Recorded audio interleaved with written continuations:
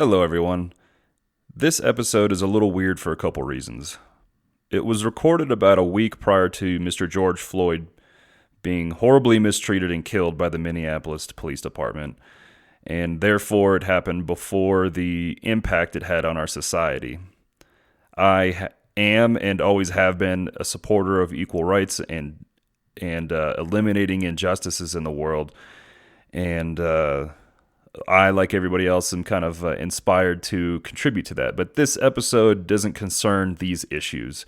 But I just wanted you to keep it in mind because when we talk about societal organization and progression, it all occurred prior to the kind of almost viral aspect of trying to improve society. So it might give you a little bit of a different perspective when you hear it. The second major weird thing is that I recorded my audio and Shawn's audio with two separate systems. And the sampling rate or something got weird, and so the audio got skewed as time went on. So I couldn't figure out a way to how to edit the audio. I'm not an audio engineer. I'm just a man. So what I ended up doing is every 10 minutes, I split the track and then kind of realign the audio. So you might hear like towards the end of a 10-minute period, there might be a slight echo, and then it'll normalize after a 10-minute mark. So it'll sound kind of like it's put together nicely, and then it'll sound jacked up maybe a little bit. But it's just a very slight echo, like I'm in a big empty room. That was my caveman way to fix it. I won't ever do that again where I record with two separate microphones. I think there are other podcasts out there with crappier audio, but if I tried to edit the entire track, then it distorted the primary speaker's voice. So my bad, but I hope you enjoy the show. Thanks.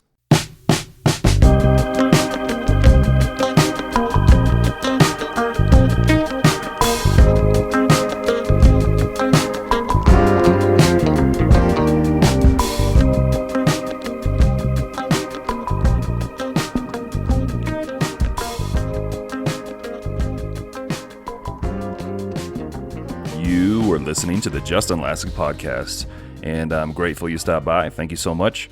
You can find me on Twitter at Justin Lassick, at Instagram at Justin.Lassick, and you can discuss the show on a post that has the podcast cover art on Instagram. Just go in the comments, ask questions, discussion, whatever.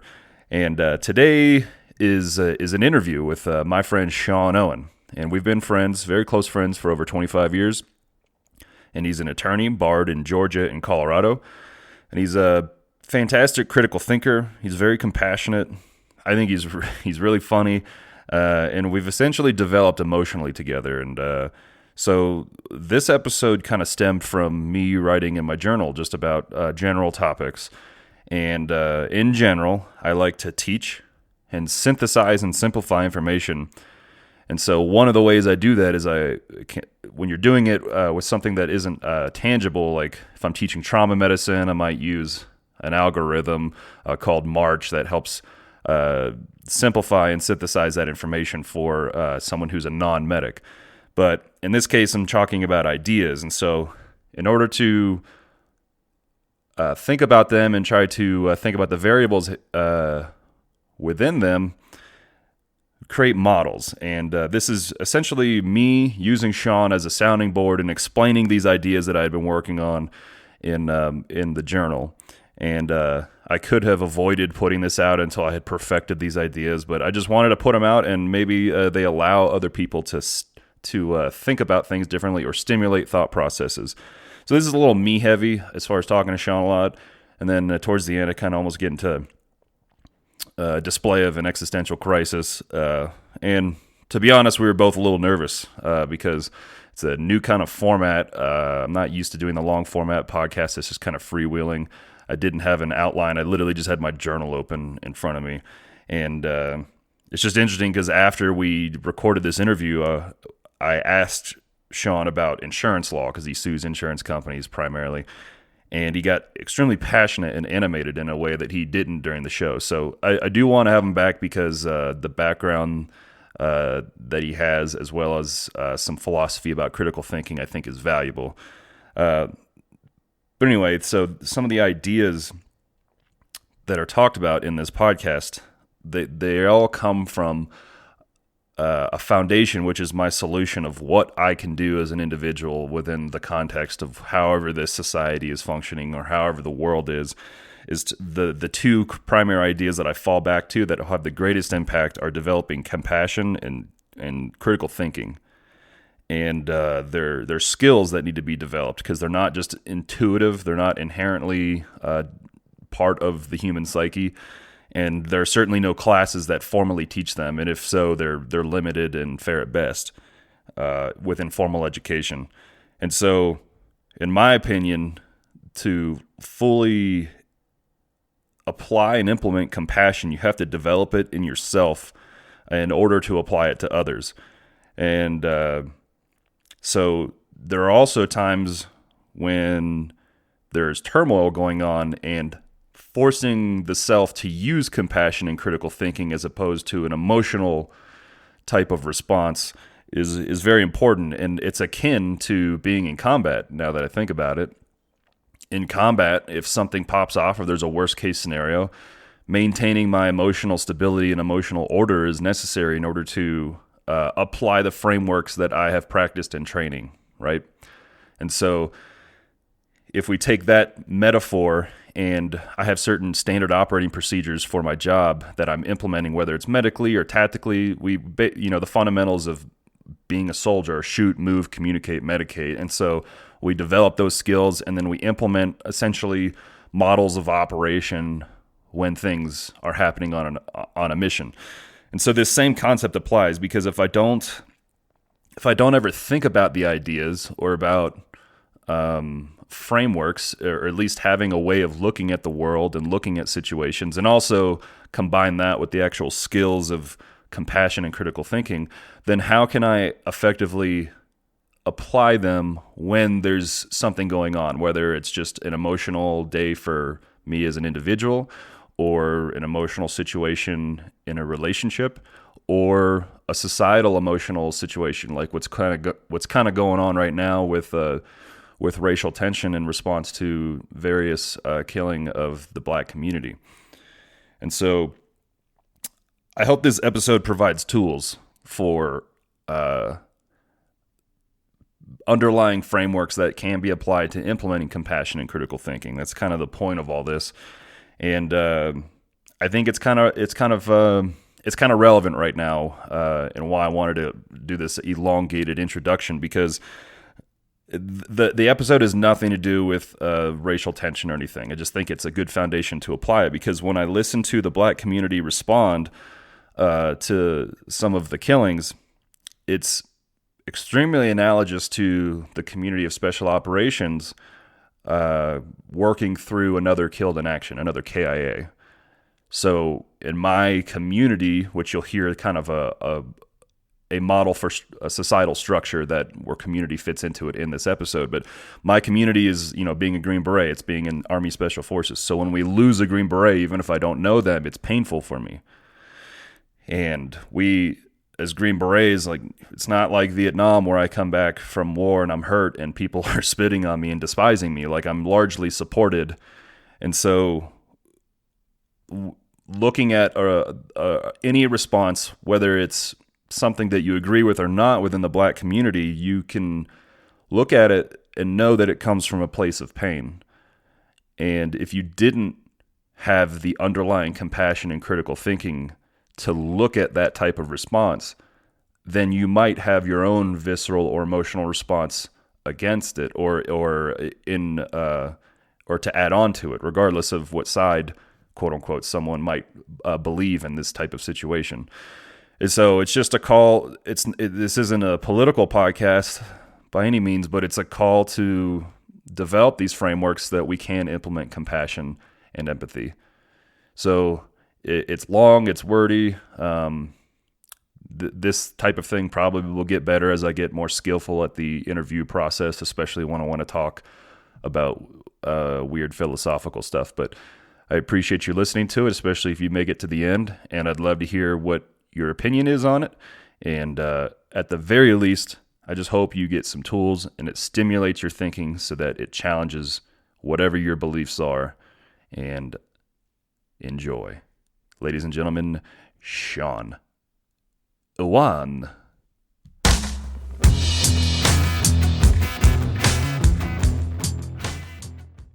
So one thing I've been listening to a guy named Eric Weinstein.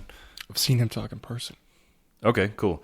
I'd like to eventually interview him or have some sort of involvement with him, like for this podcast. But one of the things that he was talking about in a recent thing I was listening to was he was talking to someone that had opposing viewpoints from him, and they were able to have a civil discussion about it, which is good. And they were able to essentially further their knowledge on the topic they were talking about, which is the whole point of what an argument is, right? From a classical philosophical perspective, it's that you have a discussion, and then maybe it furthers or enhances the opinions of the people or the viewpoints of the opinion, the viewpoints of the people involved. So one of the things Weinstein was talking about was he has a certain obligation to act a certain way, and so he brought up the idea of fart jokes. Because farts are funny. Like, if you're, I don't know, any human, like, it's funny. Like, probably they were probably cavemen farting and, like laughing about it before they even had languages to describe what a fart was. But he was like, if I go on this podcast and I talk about farts all the time, then I'm just the guy that talks about farts. Or that the fact that I talk about farts some of the time makes me associate with farts. And then it's very easy for anyone in the media or any like entity of authority to look at me and be like, that guy is he's just a guy that talks about farts. So what he meant was he was using that as an analogy for something else. Like if he talked about something that is an idea within a structure of society that is a suppressed idea, then he's the one associated with that idea, and he can just be written off because it doesn't matter. All right, so his whole concept is the distributed idea suppression complex, which is that there's an overarching kind of like thing within, whether you want to talk about the government or the media, that is essentially suppressing certain ideas and influencing what ideas do come out, whether we're talking about in science or in the media, and that there's an overall suppression of them for some reason, okay? So one of the things that I thought when I was writing this in my journal was, what is the fart joke for you in your life? Like, if you're as a lawyer, like if you're associated with something, does it hurt your credibility in the type of law that you're doing? That's analogous to a fart joke? Or for a fart? Not a fart, but like, is there something that if you tie yourself to as a lawyer, that it decreases your credibility within the field? Yeah, I guess being a lawyer. I mean, like, nobody likes lawyers. So the more lawyerly I am, generally, like, the less people like me. The most, like, the people who write books are, like, the least lawyerly. The people who are running, like, the American Bar Association, nobody gives a fuck about those people who are, like, the most lawyerly people. We all like people who are kind of like rebels and not like lawyers because they're dicks. So maybe what I'm trying to tell you is I'm in a profession of farts. Okay. Is there anything in your profession that, like, blacklists you within the actual realm of being a lawyer? Yeah, man. I mean, if you lie, that's pretty much it. Like if I get caught lying or if I lie. You've sued lawyers for doing that, haven't you? Yeah, I've sued 4 different personal injury lawyers. I mean, generally, instead of me doing an introduction and trying to explain your background or whatever it is that you do, you want to give like a quick quip on that? Okay. Are we doing this now? This is rolling, huh? It's been rolling. Right on, brother. Okay, so I don't know, man. Give me a background. How would you describe me? I mean, you cut your teeth working in a small law firm in Georgia. Oh, right. Law stuff. Yeah. So I worked for a guy when I was in law school, and it was the only job I could get at the time. And it turned into a situation where I was just doing a little bit of everything, man. And when you do like a little bit of everything, you realize how many lawyers generally do a little bit of everything. Which means that they're kind of like jacks of trade and masters in none. And that there are like, you know, some lawyers out there who are real masters, but like at a specific craft, you know, something that they've honed, you know, for whatever it is, for medical malpractice or for civil rights or environmental law, right? But I worked at a place where I did kind of everything, which meant that I went and had to do whatever my boss told me to do. And if that was represent a company, then I did that. And if that was not represent a company and represent a person, I did that. But like divorces and all kinds of stuff. But I eventually got into like wrongful death and personal injury, and that's what I've been doing. That affected me, and that has my interest right now. Well, so we've been friends throughout the whole thing. So I've seen you sue debt collection companies and then sue insurance companies, and that's Right. kind of the layman's term what you would tell people you do now that aren't in law, right? That you sue insurance companies. Yeah, I just sue insurance companies, or that was true until right now, and we sued an individual who has it coming. But it's by and large just insurance companies, because so what I do is personal injury, and that's wrongful death, and that's a whole bunch of things. But it basically means if you and I screw up and we kill somebody later this afternoon, Accidentally or on purpose? well, it's always on accident. But if we screw up, right? So say we go get in that car and we screw up and look down. We text instead of driving, right? We do something like that, and we hurt somebody. Even if we say sorry, we still change somebody's life. And it's okay if, like, you know, there's just a touch of, oh, my neck hurts or my back hurts and I'm young and I'll be okay. But if you take away somebody's ability to walk or work, or if you kill them, then, you know, you should still pay for that. That person, you've changed somebody's life, and to balance out what happened, you have to give them something. So even though we might not mean to hurt anybody, we still have insurance, right? If we drive a car or if you operate a business, you have insurance, should have insurance that like covers you if you screw up. And oftentimes when people screw up, like they say they're sorry. If I screw up, I want to say I'm sorry. If I am in the wrong, of course, apologize, try to make it right. But the insurance company that you've hired on your behalf isn't always, they don't view it that way, because if you say you're sorry, they view it as their money's going out the door. But if you just fight everybody who you hurt, they basically get to keep more money, because it's harder for people to make claims against the insurance company, which is why I only sue insurance companies right now, because, and it's particularly in cases where they should have already settled it by and large, right? There's been a serious injury and they haven't paid. They didn't pay on time. They didn't care to pay. They didn't care to respond to letters. And that's when we get involved and basically educate them that they should pay attention and should just make this thing right rather than fight about it. I don't even know how you got me started on that, but that's This is just a conversation. just a conversation. So the part of the reason why I'm having you explain that is, it's better than me trying to just give a bio of you. B, someone knows generally what it is you do, and Yeah. maybe it can be like, wow, there's like an entire field of law, and just like engineering or intelligence, law has a lot of different components or niche groups to it that people get involved in. And then some of those things are slimy as fuck, and then some of those things are, I guess, depending on how you define justice and everything, but you could be more on the right side of justice in that you're defending people that were taken advantage of against large companies and corporations or something like that, which is what insurance companies are, right?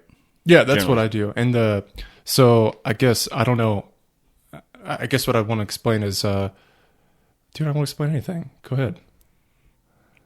You can explain whatever you want, but the point of that is that by hearing you talk about that in the way, so someone can get a framework of maybe generally what morals and ethics you stand on, because you purposely have chosen to work this kind of law. Yeah. You could have chosen to do a lot of other things that, I don't know if this is profitable for you compared to other things, but that whether it's money or it's just like there is it for me, at least being your friend, there's a justice boner when you really stick it to a company that routinely fucks people over and is trying to fuck a specific individual over. Right. And so that it's just for whoever's listening to this podcast to get an idea of like who the fuck you are.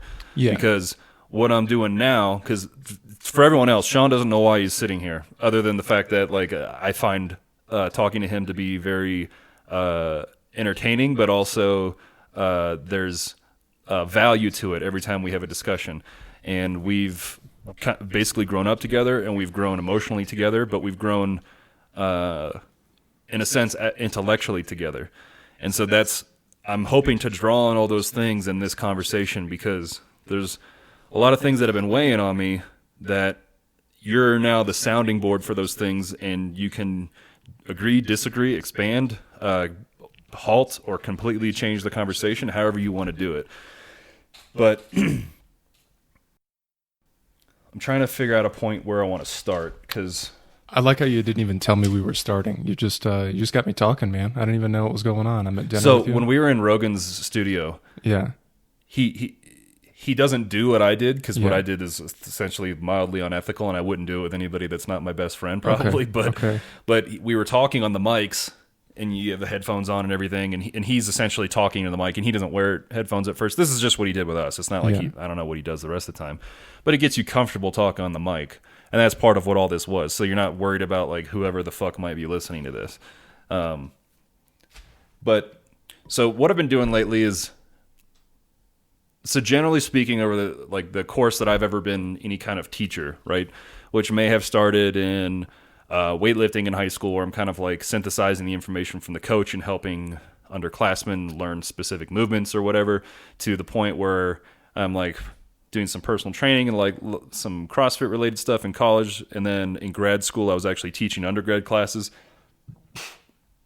And then later I would continue and I would start doing my own seminars with my own company, the second company, which is the 70s Big thing. And I wrote some books. So what I was doing through that whole process, and that really came to a head with 70s Big, was trying to take information, synthesize it, make it into simple concepts, and then teach it to people. And that's what a Green Beret is inherently, is a teacher. It's what it should be at a fundamental level, aside from like false multipliers and working by, with, and through a partner force to, of course, disrupt or overthrow an oppressive government, whatever you want to get to with like unconventional warfare and all that shit. But at a fundamental level, a Green Beret is a teacher to himself and to his team, and ultimately to a partner force, and so on.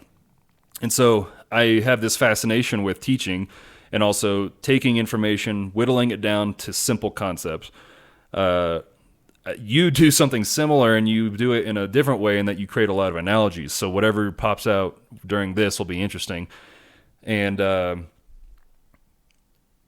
so one thing, for example, after my first deployment, I was in a pretty deep or low depression. And when I evaluated my situation, which was, essentially divorce and being in a very vulnerable state, it was whatever I did led me to get here.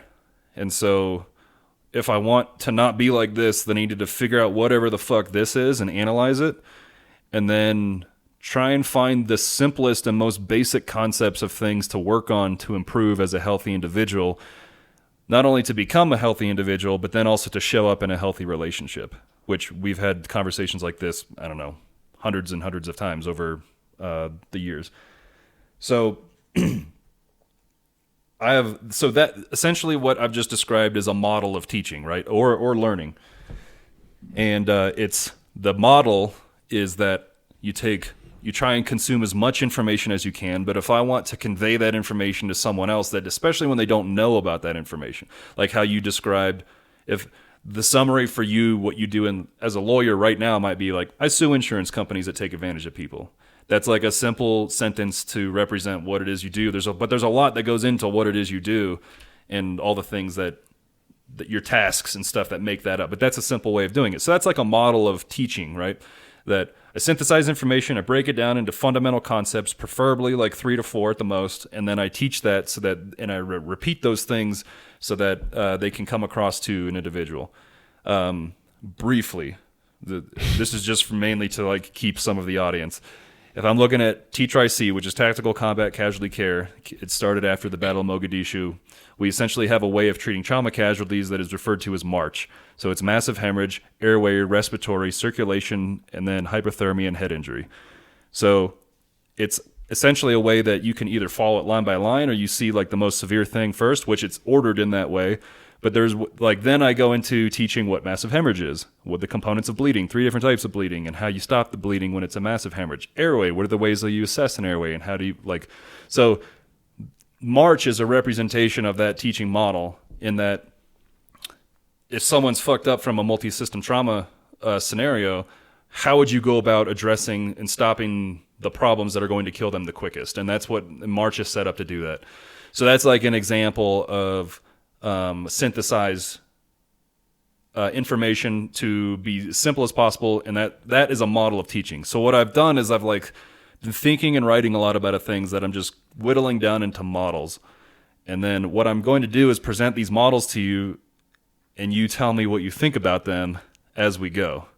And so that is an example of a model. And I don't even know if model is the best term for these. I don't think they're theories, because theories are testable. And I'm not an expert anyway in logic, philosophy, or really any of the shit that I'm talking about, I guess. Makes you qualified. But I'm a dude who I have a lot of time on my hands, and I'm choosing to be relaxed and to be very introspective. But when you have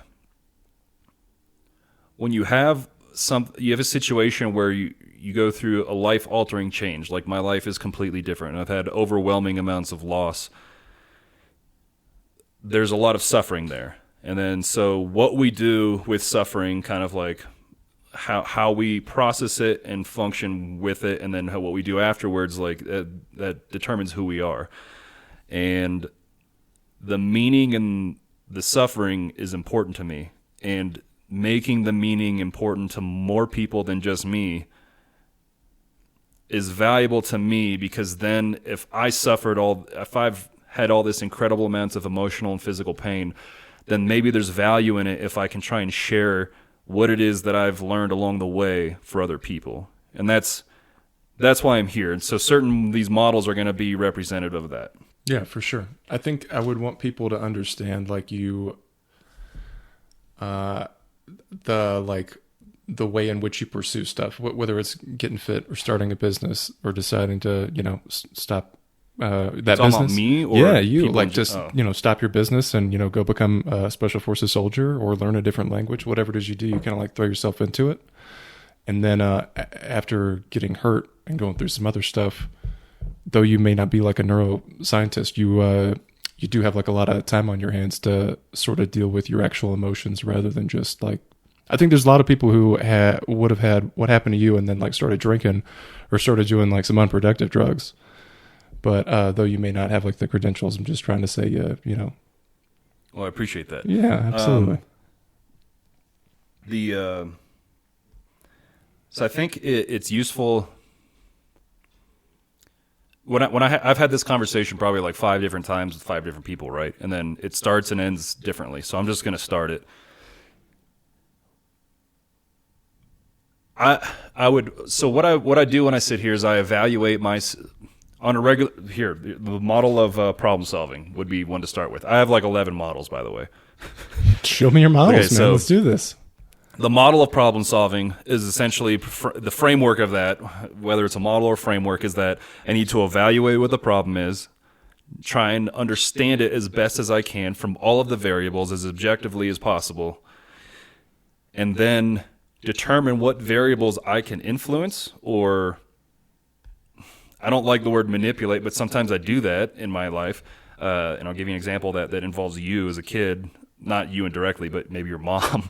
And then once I figure out what variables I can actually have an effect on, then I go to work on what I can do about them. And then I could be upset about the variables that I can't control, but that doesn't do me that's not valuable for trying to address the problem or improve the situation. So I focus on the variables I can control, and then I figure out what the end state is, and then I backplane off the end state. So essentially, like, what is the goal? And then in the military, we use these terms for, like, that's my 300-meter target, like the one I want to get to eventually. So, I might have a 100-meter target, and then a 50, and then I have a 5-meter target. 5-meter target is what can I do right now to start getting towards that 300-meter target? Because if I do actually have a bad guy 5 meters in front of me, I shouldn't be shooting at the guy 300 meters away, obviously. So that's a model of problem solving. So as a kid, I felt weak and lonely all the time, and I think one of the things that I did in response to that was trying to do my best to control my situation, because things that happened out of my control, like divorce, or my older brother mentally handicapped, and so my mom had to take care of him a lot. So, who knows what was going on? Like, that all happened when it started happening when I was 7. And so I remember around the time that we were like 8, 9, or 10, maybe all those years, we wanted to spend the night. Shawn lived next to me for everyone else, but if I wanted to spend the night at your house and your mom was like, I don't blame her, but she was probably like, I don't want to fucking deal with having two boys come over, because it would have been my brother Nathan and I coming to your house. She probably didn't want to deal with it, so she was like, no. And then my response was then, after maybe whether I had to think about it or his impulse was like, we'll wash your car if you let us spend the night. Do you remember this? Yeah. Okay. Or we'll cut the grass, or we'll do X, Y, and Z if you let us spend the night. Yeah. And so it essentially started bargaining in order to accomplish whatever the objective was. In this case, spend the night. And then one time we have a bunch of vitamin C, and we stayed up all night playing Cruising USA. But another time we were playing that Star Wars game on N64. Oh yeah. We played Cruising USA for like 14 hours straight. Yeah. It's really good that vitamin C can't hurt you. It's water soluble. Yeah. You pee it out. Yeah. Luckily for us. Yeah. So that right there is a model of problem solving, right? And do you have any interjection before I continue to the next thing? Proceed. Okay. So I do that with my emotions, right? And then this second episode of this podcast essentially laid out a model for emotional health, right? Which is not the focus of this. But the model is that there are components of emotional health, because health can be broken down into physical, emotional, mental, and spiritual. And mental and emotional they're kind of hard to differentiate, but it's how you process and how you function with your emotions. And so the model that I whittled everything down to in 2018 during that depression was that it was predicated on introspection, communication, empathy, and self-love, which those are the pillars that hold up like a roof of compassion. Okay? So that was the model of emotional health that I described in detail in the second episode.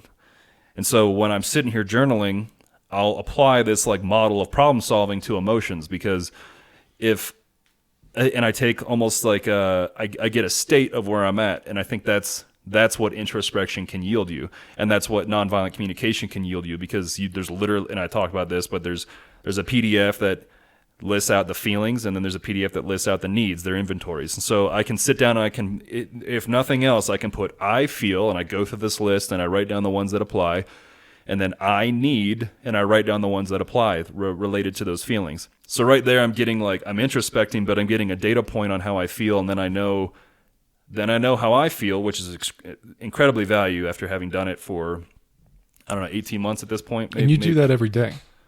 Yeah. I mean, some days maybe not, but most, like 6 out of 7 days, right. Yeah. But like I've been over here, and that's your like finger on the pulse, is like writing that shit down. Right. My needs and wants. And so the only time I've ever used NVC with you is if maybe there's maybe something sensitive, and it's usually not like where you and I are in an argument, but I do it with my girlfriend. We actually sometimes will sit down and just do it I feel and I need, and we'll just share with the other person. But it's incredibly beneficial when you actually enact the entirety of NVC and you do the observed feelings, needs, and requests. So NVC in itself is a model for communication, especially emotional-based communication. And then I outlined a model for emotional health. And so I'm doing these things as I'm journaling, because journaling is how I kind of derive these things. But then if I'm in a certain situation, like why do I feel anxious right now, or whatever the feeling might be, or whatever the needs are, like exploring, like doing that is useful, and you can learn stuff, and then you can sometimes go on your day if you don't have a lot of time. But like it's also valuable to do like the deliberate introspection of exploring those things. And so then I'm essentially applying the model of problem solving to the emotional health situation, which I derive from the model of emotional health, or the model of introspection with NVC, or the model of communication with NVC. So these are all like frameworks or models that I'm just summarizing as a model.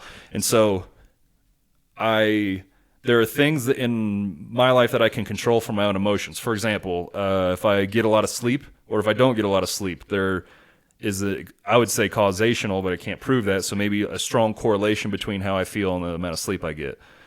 Last night I got like literally 9 hours of actual sleep and like over 10 and a half hours in bed. And then the night before I only got 5 hours of sleep. And yesterday was a very difficult day. And then today was completely different, as an example. And so I also do the same type of evaluation of, let's say, society, right? And when I want to try and help people, because I want to help myself, and that myself is first and foremost, and then maybe like the relationships in my life. If I can help more than just myself and I can have an influence on other people, then you can apply the problem solving to like society, but I think it's helpful to have some sort of model of societal structure, which is the next one.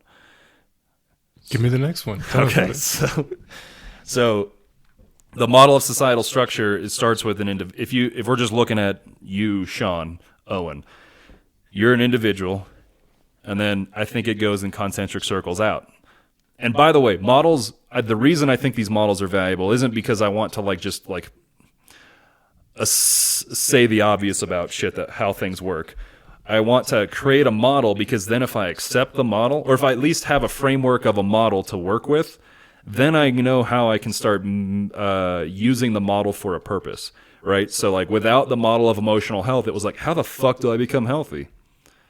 But then once I determined these are the 4 components that are vital for it, and that these things generate compassion, and then there's like a model of like of compassion in itself, or like Brene Brown's model from the gifts of imperfection. So I've talked about all that in the second episode. The model of societal structure. So the model, like just kind of identifying this structure is useful because then we can at least talk about it in terms of how it's influenced or not, and you'll see why in a second. Because this, I'll probably be talking for like 5 to 10 more minutes, and then it'll be more of a discussion. So the model of societal structure starts with the individual and has concentric circles out. So I'm just calling it the social network. Maybe you might have a better term, but that's like the people that the individual interacts with closely in their life. So that would be like friends and family. And then the next concentric circle out, I'm just calling community, what those collections of friends and family might interact with on a larger scale. And community might be local, and it can also kind of include, it can be local geographically, but it also could be like quote unquote local on the internet of like, this is the circle that of influence outside of the social network. So we have individual, social network, community, and then society. So society is broken down into like essentially communities. You have your regions in the Western society or the United States. So it's just society, community, social network, and then individual. And if you have something better than the social network, I don't really like. I don't love that term, but I can't think of anything better. So it's the people you would infect with coronavirus. That's who it is, right? I mean, it's the people you would interact with. You want to spread them rather than coronavirus, like your good ideas. Sure. Not to be insensitive. Sure. That's one of your analogies. One time you made an analogy, and it was, I don't remember the context of it, but you said something about Jesus surfing a wave of something like love, and it was really funny. So along the way, since this isn't completely structured, I'm going to have to find where I'm going with this. So, okay, now we have society, right? We've identified it of like how it's structured. Do you have any like addendums to that? No, you're okay, so you accept this model. All right, so now if it was... You're basically just saying like it all starts with you, and then it sort of works out into like these bigger concentric circles that are how your world interacts with communities, right? That's essentially the next model, which is a model of societal progression, right? Or how to influence society. Okay. But the model of societal progression would be like, what if it was like 50 years ago, or you're like Robert Heinlein, sci-fi writer in the 50s, and you're trying to figure out if I'm going to write a book about a utopia or what the world is going to be like if things go well, what would I want society to look like in 50 years? Right. So like if we were going to do that thought experiment right now, then generally speaking, what are some things that you would want to see? Oh man, I'd want to see people treating people better and not making money off of their suffering as much. That'd be groovy to see. I'd want to see older people being taken care of a lot more than they are right now. And taxes going to places that we all approve of. Okay, so there's different implications there. So generally speaking, it'd be like improvement of quality of life. Improvement of a greater acceptance of people and the value of people, suffering generally to go down. Yeah. At all levels. I think it's always about just improving quality of life. Right, and so I think, but like the inverse of quality of life going up is that suffering goes down. Yep, shit goes up. So generally speaking, I would want to see that over time because that's what would make sense. And if you were a philosopher, then and you were trying to determine like what is good of society, what is good for society rather, then those are some of the things that you'd probably want to echo. Like generally, you'd want unnecessary suffering, aka like unnecessary death in the form of racial death, genocide, war, things like that. So the model of societal progression would look like something that is going to trend upwards, because why the fuck would you want things to trend downwards, right? So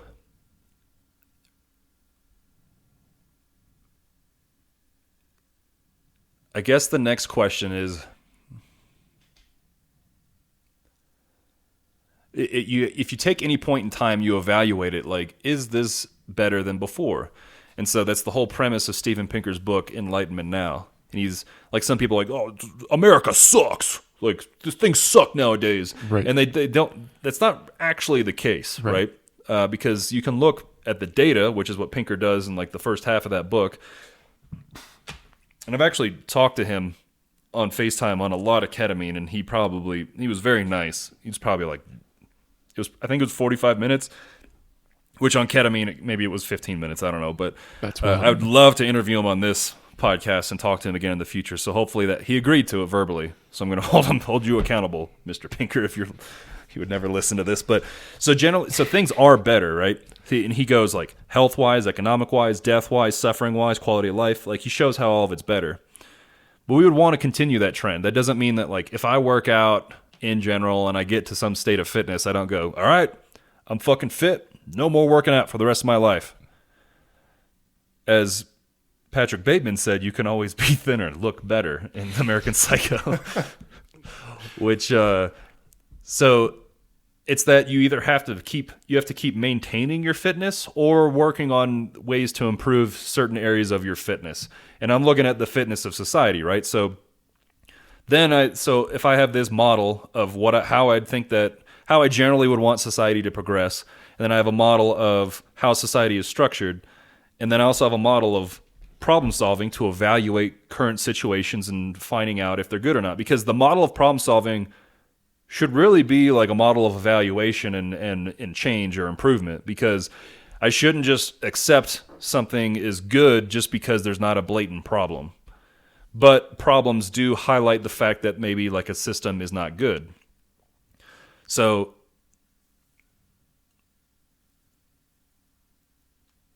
I would ask the question of, if I want like 50 years from now, 10 years from now, if I want things to get better from where they are now, even though they have gotten better, as confirmed by the data, then what would need to happen? What problems exist right now that could maybe be different in the future, that if we started to address these problems could influence change? Okay, so essentially it's evaluating society as a whole, which is very complicated, and people routinely all the time will just be, this is a lack of masculinity in American society is why people are shooting schools. Right. Like, that's literally a fucking argument by someone who is like essentially a Green Beret. Same job as you had. Someone is claiming that, and that to me doesn't make any sense. Okay, and that I'm not here to discuss that point, but the point is that like I think a lot of people will kind of just with a wave of the hand, almost like a Jedi mind trick, be like, this is the problem, and without putting a lot of thought into it. And so if you're going to have a set of beliefs about how things are or how you would want them to be, then you would need to do at least thought experiments, and you would, in good faith too, in the form of the good, from like a Plato perspective of like, what is the form of the good for society as a whole? Right. So what would be components that would be like things that are, or if you're evaluating society right now, what would things that be like, it's a bummer that this exists? Oh, I don't know that I want to get myself in trouble. No, that's fine. So we can avoid things, but like, let me ask you this, because this isn't like a political discussion necessarily, But this is just a very basic question that I would want anybody listening to this, whether you are like from the military and you have kind of like a certain type of political belief regarding that, or if you're like someone who is on like a social equality end of the spectrum. For some reason, those things are dichotomous, but which is irritating. But regardless of your political affiliation, I would want to know everyone's answer because I'm interested in both sides. And if you don't agree with me and why I'm asking this question, that's okay. And I would say that's a good thing, whether I'm talking to you, Shawn, or like the audience, because I would want people to hear what I'm saying and then just at least think about it and then talk to each other about it, or they can respond to me. Do you think things are better right now in 2020 than they were this time in 2016? Oh, for sure. It depends on who you are, but I think generally for the world, yeah, by and large, for people over the world. All right, so if we break down, let's say, American society, like the way that people interact with each other regarding important topics in society, in American society, would you say that is same, worse, or better from 2016 to now? I mean, I don't think that that's necessarily better. I think that that's probably digressing a touch, maybe regressing into not being as productive as perhaps I once thought it was. So there's actual data on this, and it's more comparing the 90s to now or the early 2000s now. And there's more divisiveness now. Right. Whether it increased in the last 4 years, my perception is that it has. Right. And that if you spend time on the internet, it just seems like a very divisive place. But the data is essentially comparing people's political beliefs in the 90s compared to like mid-teens, like late teens, 2015 or 17. I can't remember that. I'd have to get the right research, but essentially, like, if you identify as a Republican or a Democrat, here are 10 topics that are dichotomous between the two parties that they typically associate with being opposite. How many of these do you agree with? And the number, this is actually in Pinker's book too, but the number would be like, let's say 4 to 6 on average of like, I agree with these 10 things. And nowadays it's like 8, 9, or 10 of the 10 things. Okay. So just kind of clarifying that like a Republican is going to inherently like be agreeing with the party line, and that a Democrat would agree with their party line. Right. Whereas back when Walter Cronkite was, and there were 3 news channels on 6 p.m. every night, like most people got the same news, even though it was still like this corporate fed media type thing. Most people got relatively same news, and then they had to kind of branch out to their political party receiving the same news. Maybe I don't know, because I'm not an expert in this, but maybe people were more moderate then. I don't know. Or maybe they were less divisive in the sense that they kind of like were more of a bell curve of a standard deviation. And then once you went standard deviations off of like the average, then you would get to people, you'd get into viewpoints that are more polarizing. But now just things seem very polarizing, and my interpretation, whether it's pessimistic or not, is that there's a lot of groupthink, that you're in my group or you're out my group. And as we both are aware, because I've got you this book, but the 33 Strategies of War, the first strategy is essentially... have an enemy, right? You tell me. You probably looked at it recently. I don't remember if that's the number one, but I know it's, have an adversary. It's declaring your enemy and then polarizing the shit out of your enemy from your side. Yeah. And that's how politics work right now. And it's frustrating, not because that's how politics work, but because of the reason that's why politics work. And I would break this down into like the model of societal influence, right? And so this might be pessimistic, but I don't really feel that way. And please challenge me if you disagree. I think that society as a whole, or the world, functions on money and power. And then ideology is somewhere in there. Or at least the 3 basic components would be money, power, ideology. And if you accept that as a basic model for how society works, then you can start evaluating situations. You can start evaluating questions about things that happen around the world. I'm debating talking about this because of my current irritating military status, but in the case of, like, if someone came up to me and was like, why are we in Afghanistan right now? Then I'd be, I don't have a true answer for like why the government thinks we're in Afghanistan or why me as a special forces soldier would think we're in Afghanistan. Because I do like the motto of the unit is De Oppresso Liber, to free the oppressed. So when I fight against ISIS people who oppress, kill, and take young girls as wives and rape, and they when they do bad things to people in Afghanistan, and I fight that oppressor, and I also I speak Arabic, so my instructor in Arabic had many stories about ISIS, so I felt like it was a just fight to fight ISIS, and I wasn't fighting in Syria or anything, but like in Afghanistan, there's a contingent of ISIS, so like me fighting them in that country, I saw value in that. Now, if we weren't in the country to begin with, like I wouldn't have been in that fight, and that just would have been a completely set of different that would have been a different set of circumstances, right? And so the only point is that like me on the ground saying I'm here because of this, or I'm here to do this mission, is different than why the government might say why they're in the country. Because the reason for that, if you believe that society functions within the context of money and power and maybe ideology, then you would evaluate it in that sense. Like, what are we gaining? Oh, it's a country that borders Iran, Pakistan, China, and Central Asian states that used to be part of the USSR. Like, it's this keystone area that used to be on a trade route from India to the UK. Is the presence there being a pawn? Like, what are we gaining? Because we're giving up a lot of money to be there, but what are we gaining with power? We're not really gaining anything with ideology, because the world thinks that we're just occupying places we shouldn't be. But like apparently the comparative advantage is worth it in our government, that we're there in order to accomplish something with power, because we're spending a lot of money. And it's not like a resource-rich area where we're getting resources from it. So we're spending treasure from like a war game perspective. We're spending treasure. It doesn't seem like we're getting treasure. And so, do you see what I'm saying? Like, it's not so much to evaluate the concept of why we're in Afghanistan, but it's applying a model that, like, if someone asks you a question of what's going on in the world or what's going on in the country, when you look at politics with the super PACs, gerrymandering, campaign finance laws, it functions with money and power. Like, there's a lot of senators right now that have lots and lots of money, and they are backed by people with lots and lots of money, so therefore they have a lot of power, and then they can influence legislation. And so if you accept the model of society functioning with money and power, then the government and how its association with with commercial business, or however you want to define it, you might be able to evaluate that as an individual in a different way.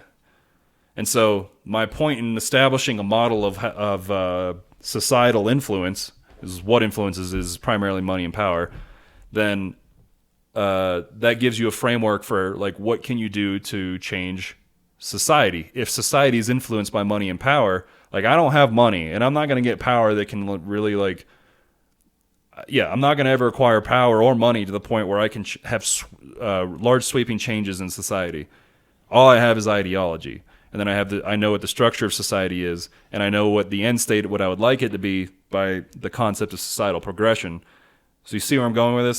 So I'm establishing all these frameworks for like, what the fuck can I do if money and power rules the system and I'm never going to have money and power? Right. For example, in the 60s, there were hippies. All right. Now look at the 60s compared to the 30s. In the Great Depression, right now we're around 34 years old. I'm 34. You're 33. 33. Okay. So like we'd be dads in the Great Depression. We might have like a few kids. All right. And our mindset in the Great Depression would have been, we need to survive. I will do anything to get a fucking loaf of bread and like a half pound of meat, whether it's canned or not. I'll do anything to get food on the table for my family. And when those kids eat it, it's like, you got to eat your food, because you literally don't know when you're going to get it again. It's about survival. And so the concept of suffering is very high. So like the ability to think about anything else other than the basic Maslow's hierarchy of needs, to the ability to think beyond that isn't really there, because you're focused on suffering. Or excuse me, you're not focused on suffering, you're focused on surviving. Okay? Now, in the 60s, relative progress in society, hippies existed. I just watched Once Upon a Time in Hollywood, and that's... Say more. Well, in that you get an idea of like what a now granted this is like an extremist form of hippieism, but it can articulate the point of ideology, which I'll get to in a second. So hippies had an ideology, and then most of the time they tried to implement that ideology by doing nothing. It's kind of like the Occupy Wall Street thing.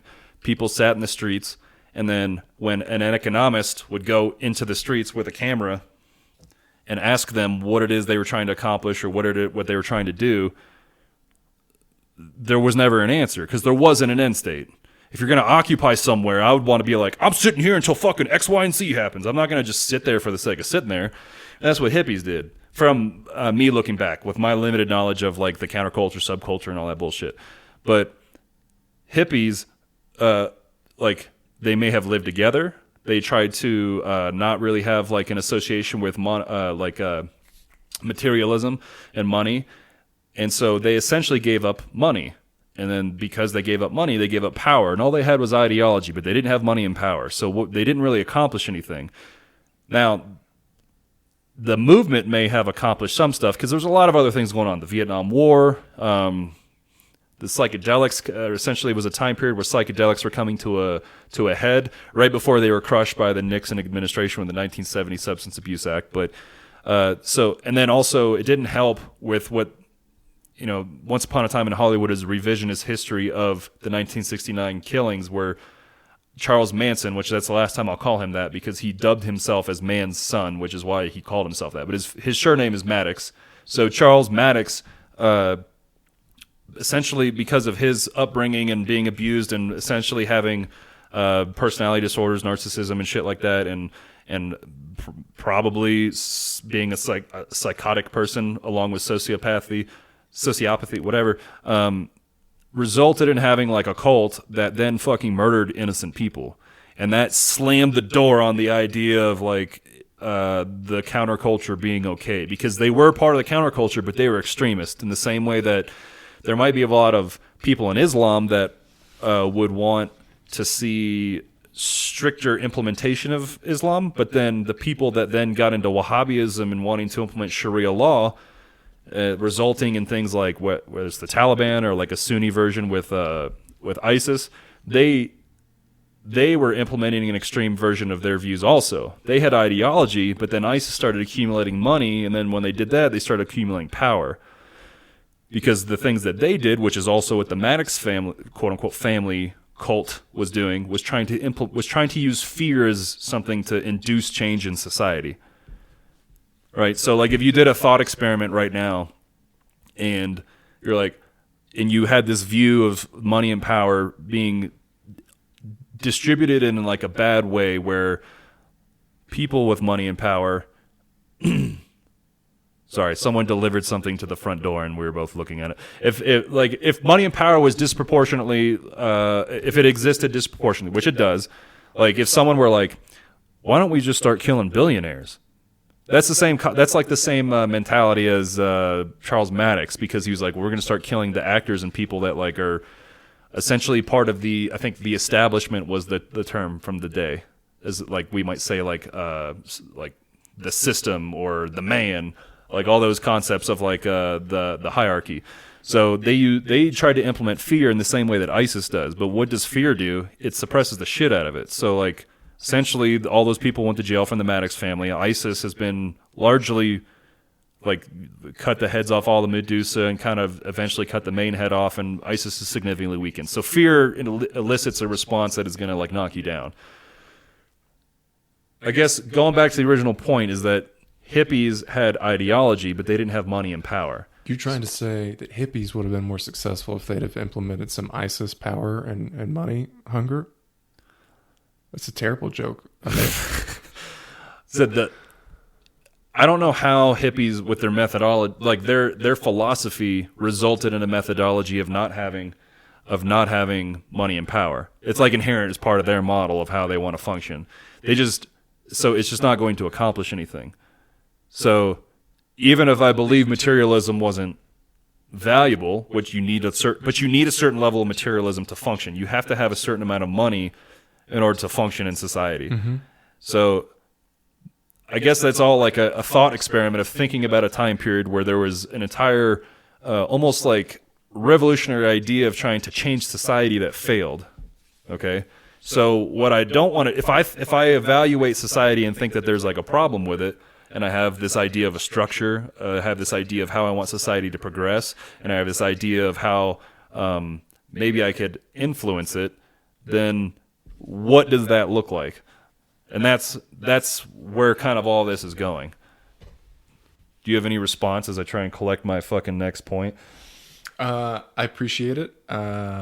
I don't have any response. You lost me a touch when you took me down the Manson road, but I understand you just learned about all that history. So, bring it out while it's hot. Are you mocking me because I didn't know about it? Yeah, no, I'm just saying it's exciting for you, and I probably shouldn't have linked it up to ISIS because that doesn't fucking make any sense, and it's a totally tasteless joke.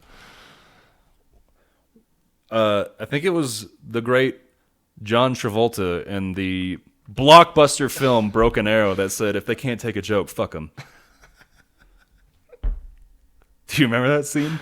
Yeah, man, I remember the scene. He's a hilarious bad guy. All right, so this is going to start getting to the point where you're going to jump on the train with me because part of these next conversations we've had together. I feel like I'm getting hot. You think it's the tea, or is it that you're building up? I also feel like I'm getting more. It's just like pumping throughout. All right, so then it makes me think of, okay, if I've established all these models, then how the fuck can I influence it? And okay. I'm going to do an entire podcast, so I'm not going to get into this, but one of the things that I feel very passionate about, and I'm going to use it as an example, and all of this is this next topic is the model of organizational change. Okay. And in the case of the greater discussion, the organization is society.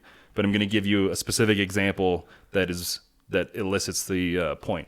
So I'm a Green Beret, and then I functioned on a team for a while, and then a team is there are 6 teams in a company.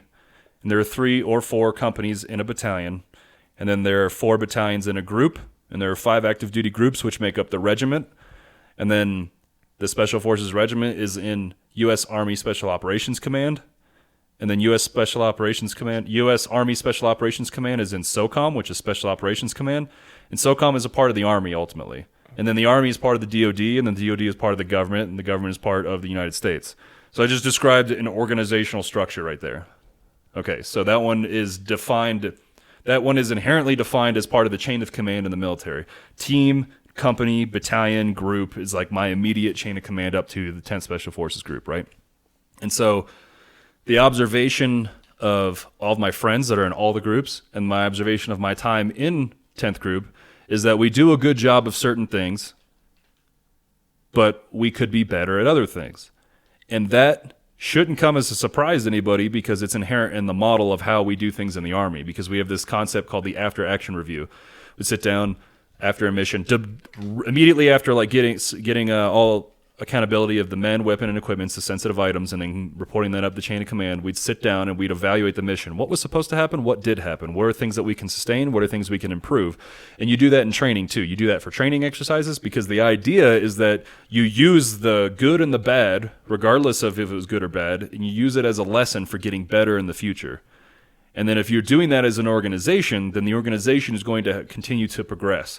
And that organization has institutional knowledge that it can pass on with firsthand experience, and also the doctrine, or like the Army doctrine, or like when you write a manual of tactics of 7-1, like when you infantry tactics, or like the Ranger Handbook. These are like doctrinal things that are derived from experience. Okay, so the point is that after action review, in other words, the idea of evaluating what we did and trying to be better as a result of it is inherent in what we're supposed to be doing tactically. So it should be inherent in what we do in everything. So what I'm not doing is sitting here and bitching about random shit about what I think is wrong in like my unit or the regiment or the Army. Because like the Army, there's a lot of things wrong in the Army. Like once an organization gets so big, like you can't do everything efficiently. Or like the ingrained systems that worked 20 years ago may not be the same ones that would be valuable now. So one thing that I'm passionate about is the concept that humans are more important than hardware. And that's one of the tenets of special operations. There's a variety of them. They include things like basically that we rely on support personnel in order to function. You can't mass produce special operations personnel in the case of emergency, shit like that. You have soft truths and then tenets of special operations. That might be confusing too, but nevertheless, humans are more important than hardware is something that's, as a human, is important to me. And I know people who have committed suicide in this job, and I know people who, including myself, who end up divorced or end up either accumulating or exacerbating emotional health problems as a function of doing this job. So what I would suggest in that structure is like to evaluate whether or not the concept of humans are more important than hardware is the most successful that it could be.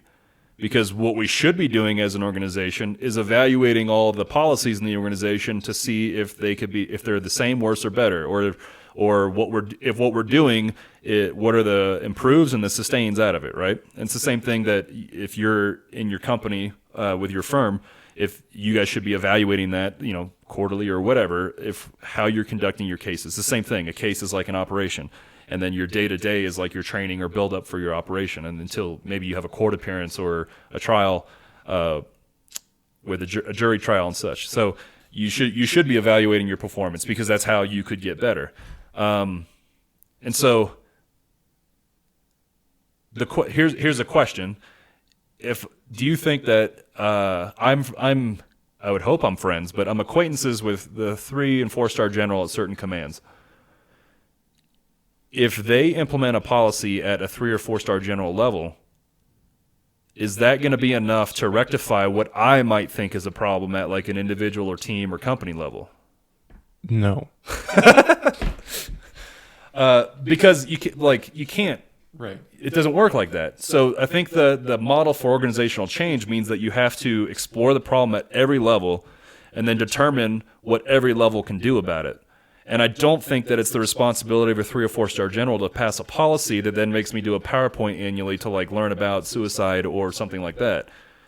Because whatever the system is in place, it's not preventing one outcome in that case and then other outcomes regarding other components of emotional health, which leave the scope of this episode. Okay. So what I would want to do in that case is have all levels stimulate the discussion on that particular topic because I think that's the most relevant one to the well-being of everybody. And as a medic, I think I'm a medic for all Green Berets, not just like my team anymore. So I'm thinking at a larger scale. So like if the organization is going to change, then it needs to happen at all levels. So I can't go and change I likely cannot go and change like the USASOC level or the SOCOM level. I could maybe influence them with certain ways. I could figure out a way to try to influence or make a stab at it or shot in the dark or like a cold call or just walk in someone's office. But I would ultimately have the most power I have with my ideology is whatever I can do as an individual. So take all of that explanation and apply it to the structure of society. So there's the individual, the social network, the community, and then the society. So do you think that at the societal level, the people that quote-unquote have the most influence in society, which if you accept the previous model is money and power, do you think the people with money and power are going to do things that change society for some sort of form of the good or like the form of the good for society? Do I think that the people at the top right of society... Because we're talking about the level of society right now. And Yeah. then the people that have, whether they think about it or not, whether they have control of society, so we're talking like politically or economically, which I'm reducing down to money and power. Are those people going to do something that is... What's the chance that they're going to do something that's good for society? Oh, man, they're just people, so it's a 50-50. Maybe. Yeah. I mean, you don't know if your waiter is going to put his thumb in your soup or not. It's on his character, man. And there's politicians too. Who knows if they're going to try to fuck you or try to help you? Right. So Yeah. now let's say that if one of your critiques of society or after an analysis, if you deemed like income inequality as like an important issue, which is not what we're discussing now, but I'm just using it as one example because there are many components to a society and what would make it good, same, worse, same, worse, or better in the future. And so if you were like, man, I would really like it that if the political system functioned differently, like the Electoral College was different, the gerrymandering was different, campaign finance was different, will people with money and power do things to reduce their money and power?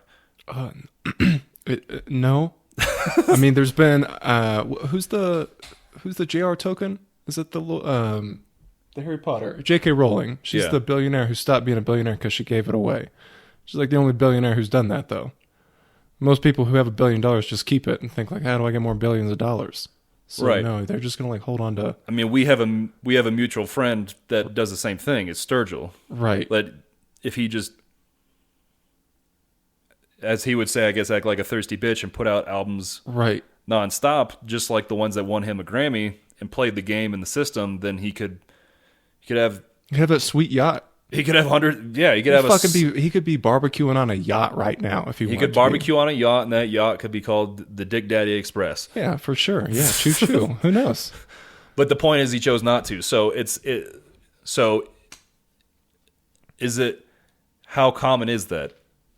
Oh, it's not common. It's not common. So maybe it's an exception to the rule. Yeah. So generally speaking, people with money and power are not going to be willing to do things that reduce their money and power. I don't think so. If people like, whether they think about it or not, and I understand people are just people. Like, I've met certain actors, and like, I haven't met the crazy ones, but I've met people that Sturgill's friends with, and they're just people. And some of them are very wealthy, but they're just people. But like, I don't know how politicians and CEOs get by, and I don't know like if you just have to. So here's a different model. And are you taking me to a new model?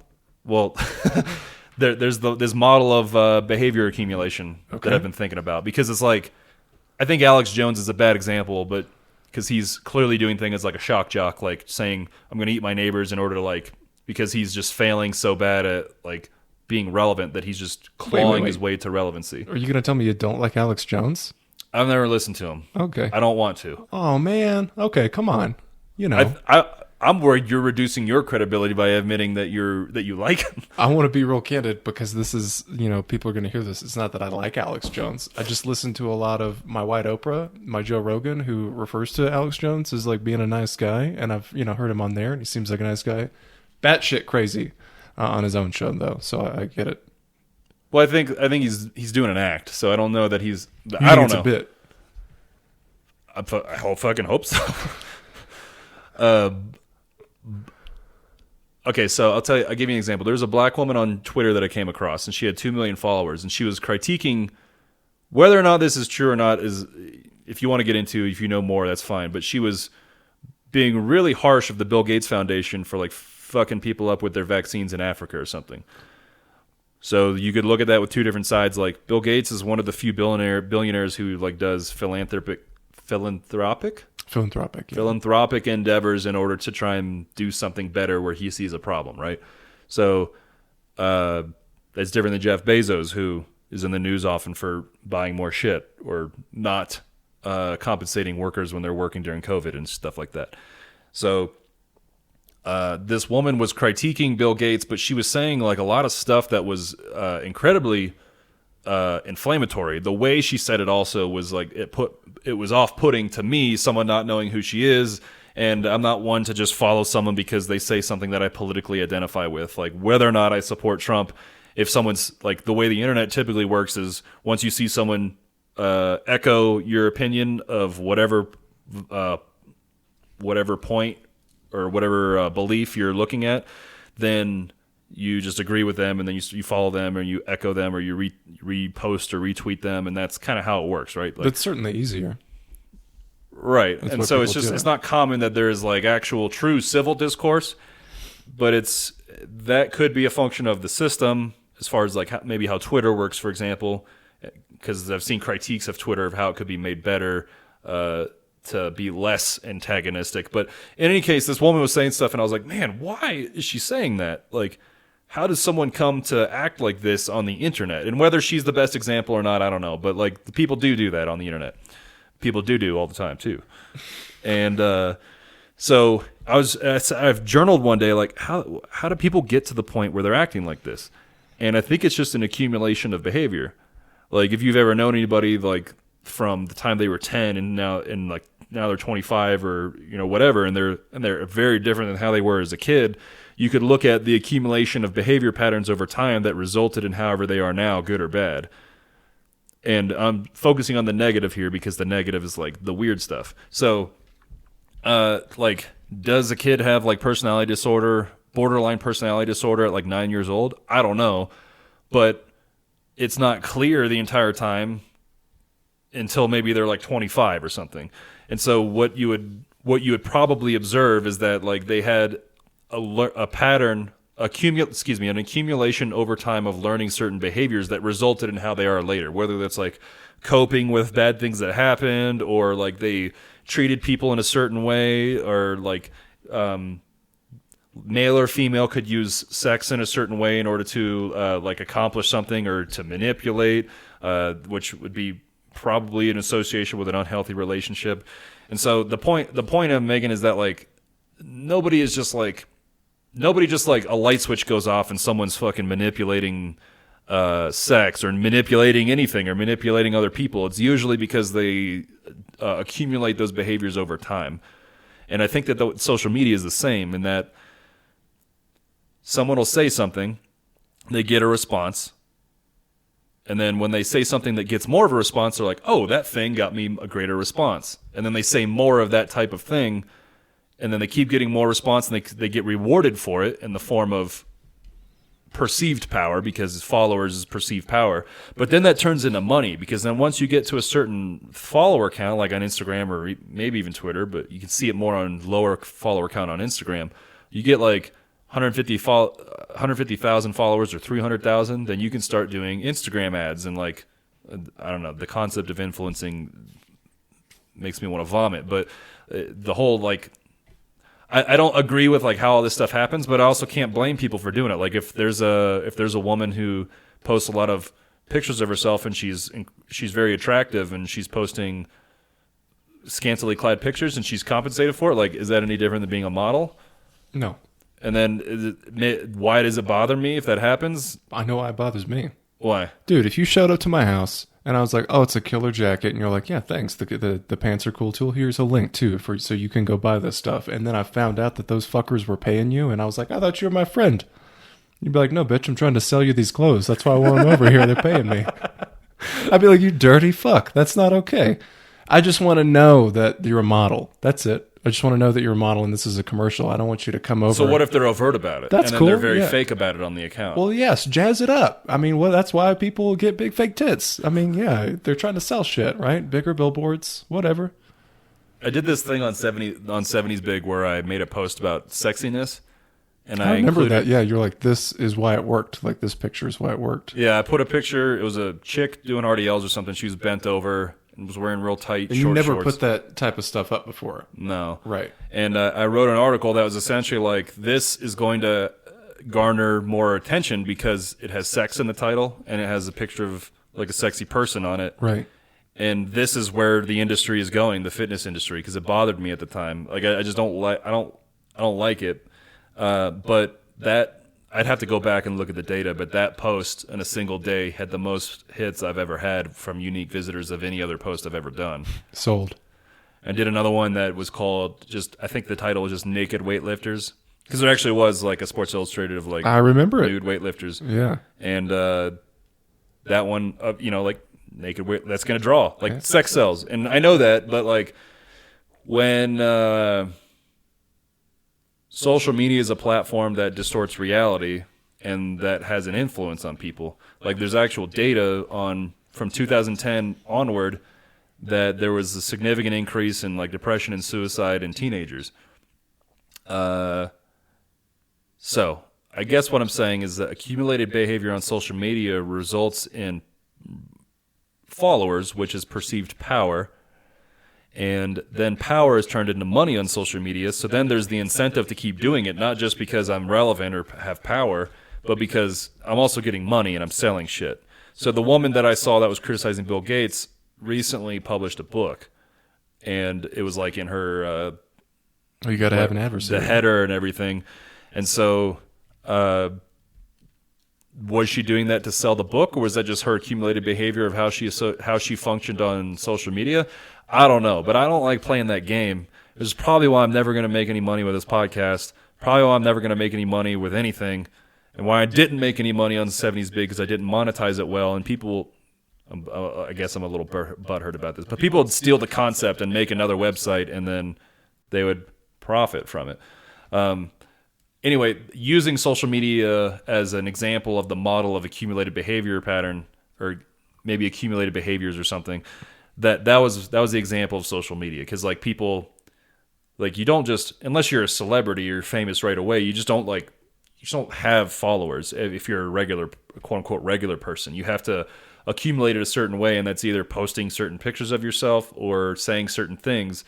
And there are certain people, I've seen accounts that will literally just say something like, "Good morning, America." Like, yes, Donald Trump is your president. And it's almost like a daily or every other day post, and then that gets retweeted because it's like a funny, catchy thing, and that person gets they get a following because of it. And it's just like, it's disingenuine. And that is why I am bothered by things when they're disingenuine. So you have the pattern of accumulated behavior change, and I'm trying to remember what I was talking about before that. This is good radio, but I mean, it's free. No one's paying for this. If you don't like it, just fucking turn it off. So I was talking about the model of organizational change. You have the model of accumulated behavior, which I think is representative of just people that are in positions of money and power. But I think where I was going with that is that those people have influence. Not so much on social media, but like people in positions of authority or perceived authority do. But part of the problem with that whole accumulated behavior thing on social media is that those people think that their opinion matters just because they have followers. Right. In the fitness industry, and I don't care about this anymore because I don't do it, but like I identify as like a very good like mechanics-based and teaching-based coach that can get people to move the way that they need to do efficiently. And that was a big part of my life for a long time. I implemented it while I was in the Army. Haven't done it as much lately because, the whole lack of legs thing. And then, but I would identify as like an above average coach and programmer. And I would never, so as a side note, I would never put programs out that were just cookie cutter approaches. Because I could have put like 50 of those out and they could have been selling like hotcakes this whole time. But when I see that people that are either just attractive or they are high performers, they get a lot of followers, and then they perceive that they are like an authority on training, and then they teach mechanics or programming or even put out programs, and like those two things are mutually exclusive. Just because you're good at doing something doesn't mean you're good at programming that thing in like fitness, for example. That applies to everything. Just because you are someone who criticizes the government doesn't mean you have a fucking solution about it. Right. Maybe you don't vote. What do you mean? I mean, if you don't vote, if you don't do anything, if you don't bother, then why am I listening to you criticize? Me directly or a person? Not you, man. Oh, right. Fucking people. Like if that person doesn't vote, then you'd be like, this is like a non sequitur for me. Like you don't participate. Yeah. It's either like, are you conscientiously objecting or are you just trying to get me to do something you don't even bother with? Cassius Clay. Yeah, that's fair, right? I read an article that Carl Weathers, whenever he saw Muhammad Ali would go up and spar with him in public, like joking around, because Carl Weathers was in Rocky. Oh. He'd be like, Apollo Creed! I made that last part up, but why wouldn't he say that? Yeah, I mean, that's how you know him. Carl Weathers was also a linebacker in the NFL for a couple of years. This took an interesting left. You got to get closer to that mic. So, I have a problem when people they start getting a following and then they think that they perceive that they are an authority to the point where they start putting information out, because that information might be subpar, might be bad, or form. It's irrelevant. It could be bad form. It could be any number of things. But like that means that there are people receiving that information and then maybe making decisions in their life about it. So I think that when you have a platform, that there's a certain responsibility in how you interact with the people that are associated with that platform. Okay, so I sort of have a platform right now. It's probably much smaller than I think it is. So there's maybe roughly 50,000 people that follow me on Instagram, and then like 250 on Twitter. Banging and it then out. it's like 9,000 ish on YouTube, like 11,000 on the old 70s Big page on Facebook. So there's some amount of people that are gonna like kind of follow me, and then sometimes that's shared, and that number might go up. There's 4 million people that watch me on YouTube when we were on Rogan with Sturgill. Let me ask you a question. If you were to put up some Speedo photos, I mean, are we going to drive these numbers up? I mean, you mean the old Speedo photos or current day Speedo photos? I think you get a good before and after. I think now you're selling. I mean, yeah, that would influence it, but there's a reason that those pictures don't exist on my social media, because I find it like... Sounds like you're trying to influence people in a better way.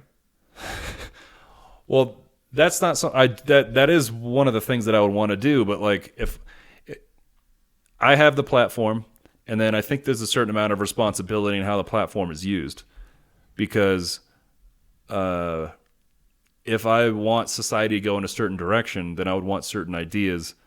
If I find an idea interesting or valuable and it might stimulate thought, then I would want that to happen. So maybe it might be helpful to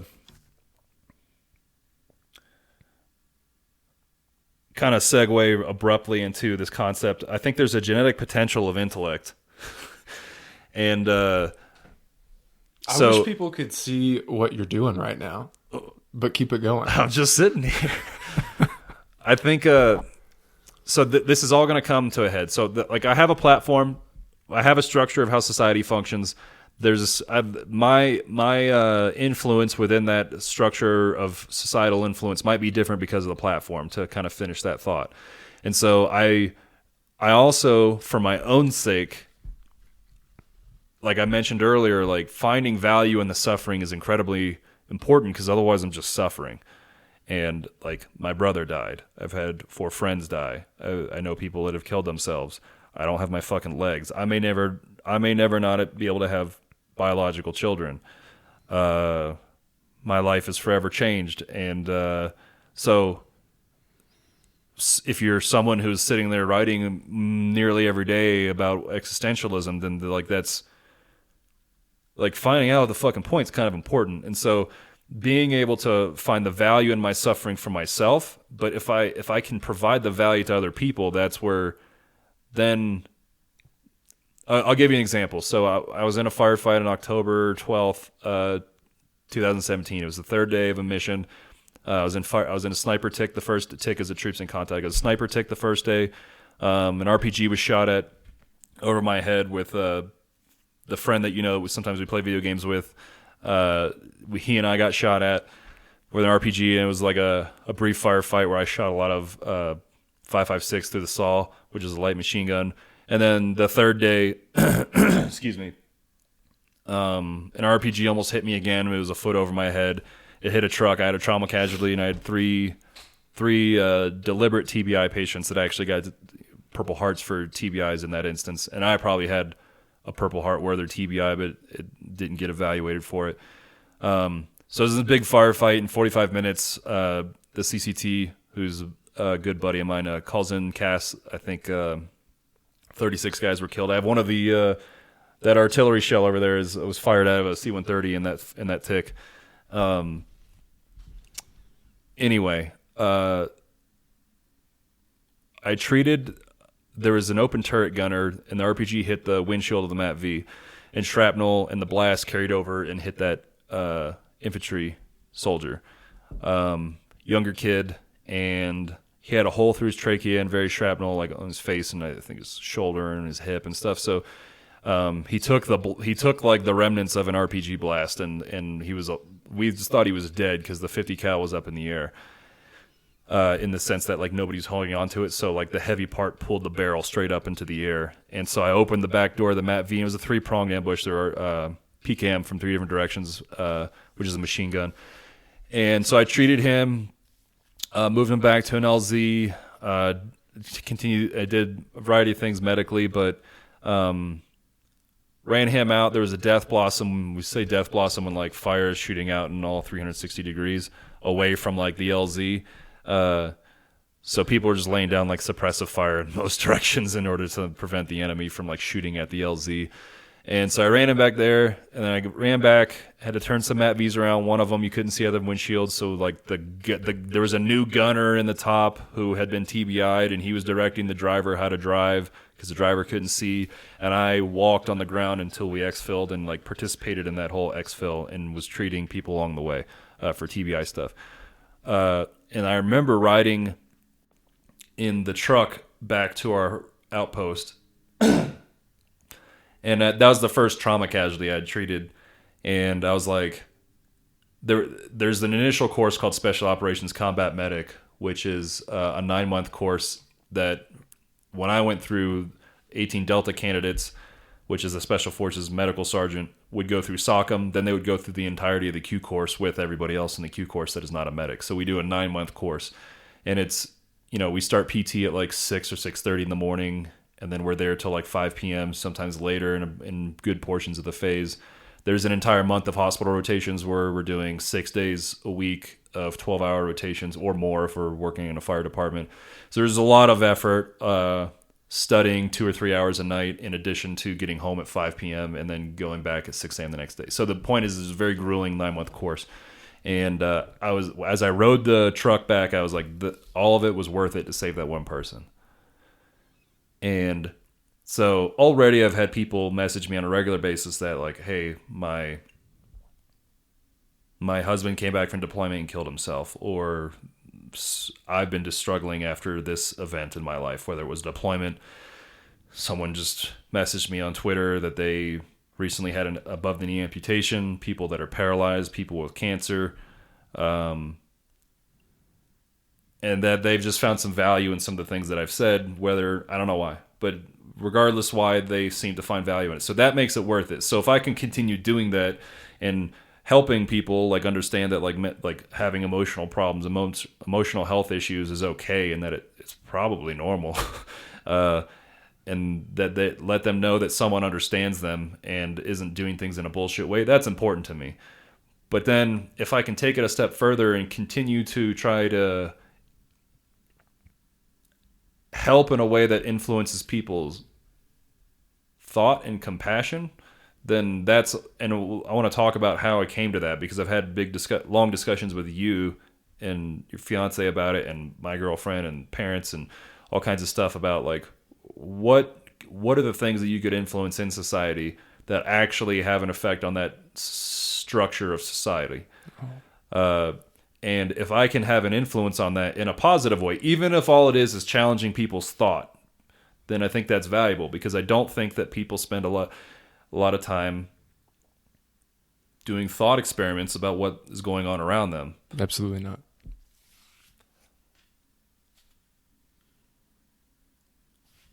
So when I think about, I can't really remember the trend in it, but I think that compassion is incredibly important, and that having compassion can influence many, many things, including how you interact with yourself, most importantly, and then how you interact with the world. It can influence empathy.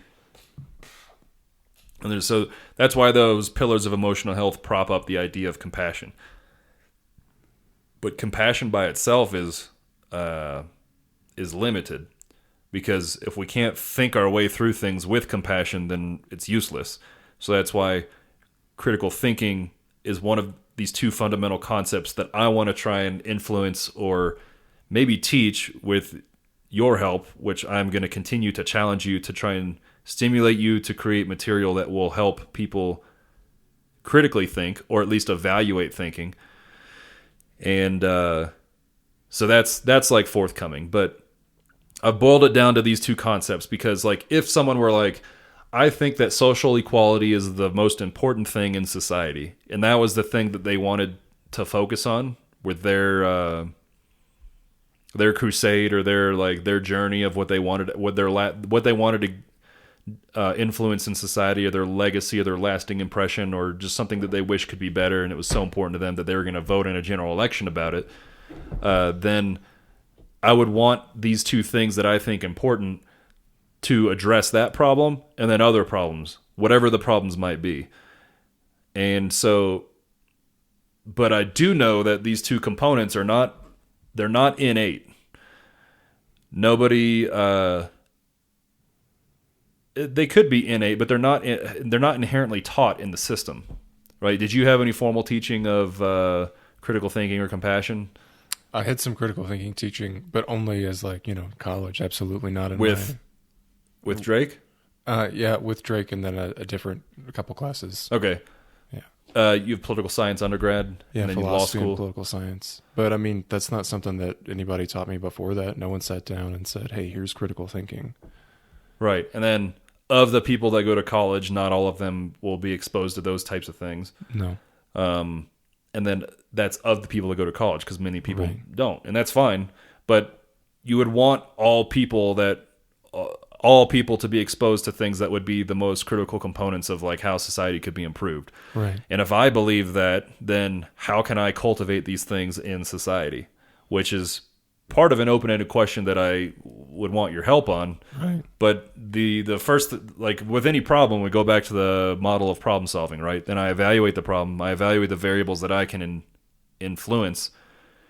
And then I also can identify the problems or the variables that I can't do anything about. And I don't let them bother me, even though I can assure you that those bother me on a regular basis, where I'll get into like I fucking got an existential crisis at the end of Tiger King, man. Who didn't? Who didn't cry when those chimpanzees touched each other?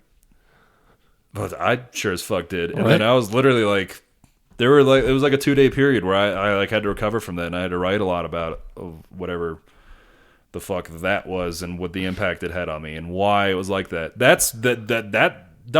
I guess documentary is the reason I thought about the accumulated behavior That's tough. model. Yeah. It's like, how does someone become that? Yeah. How does someone get to that point?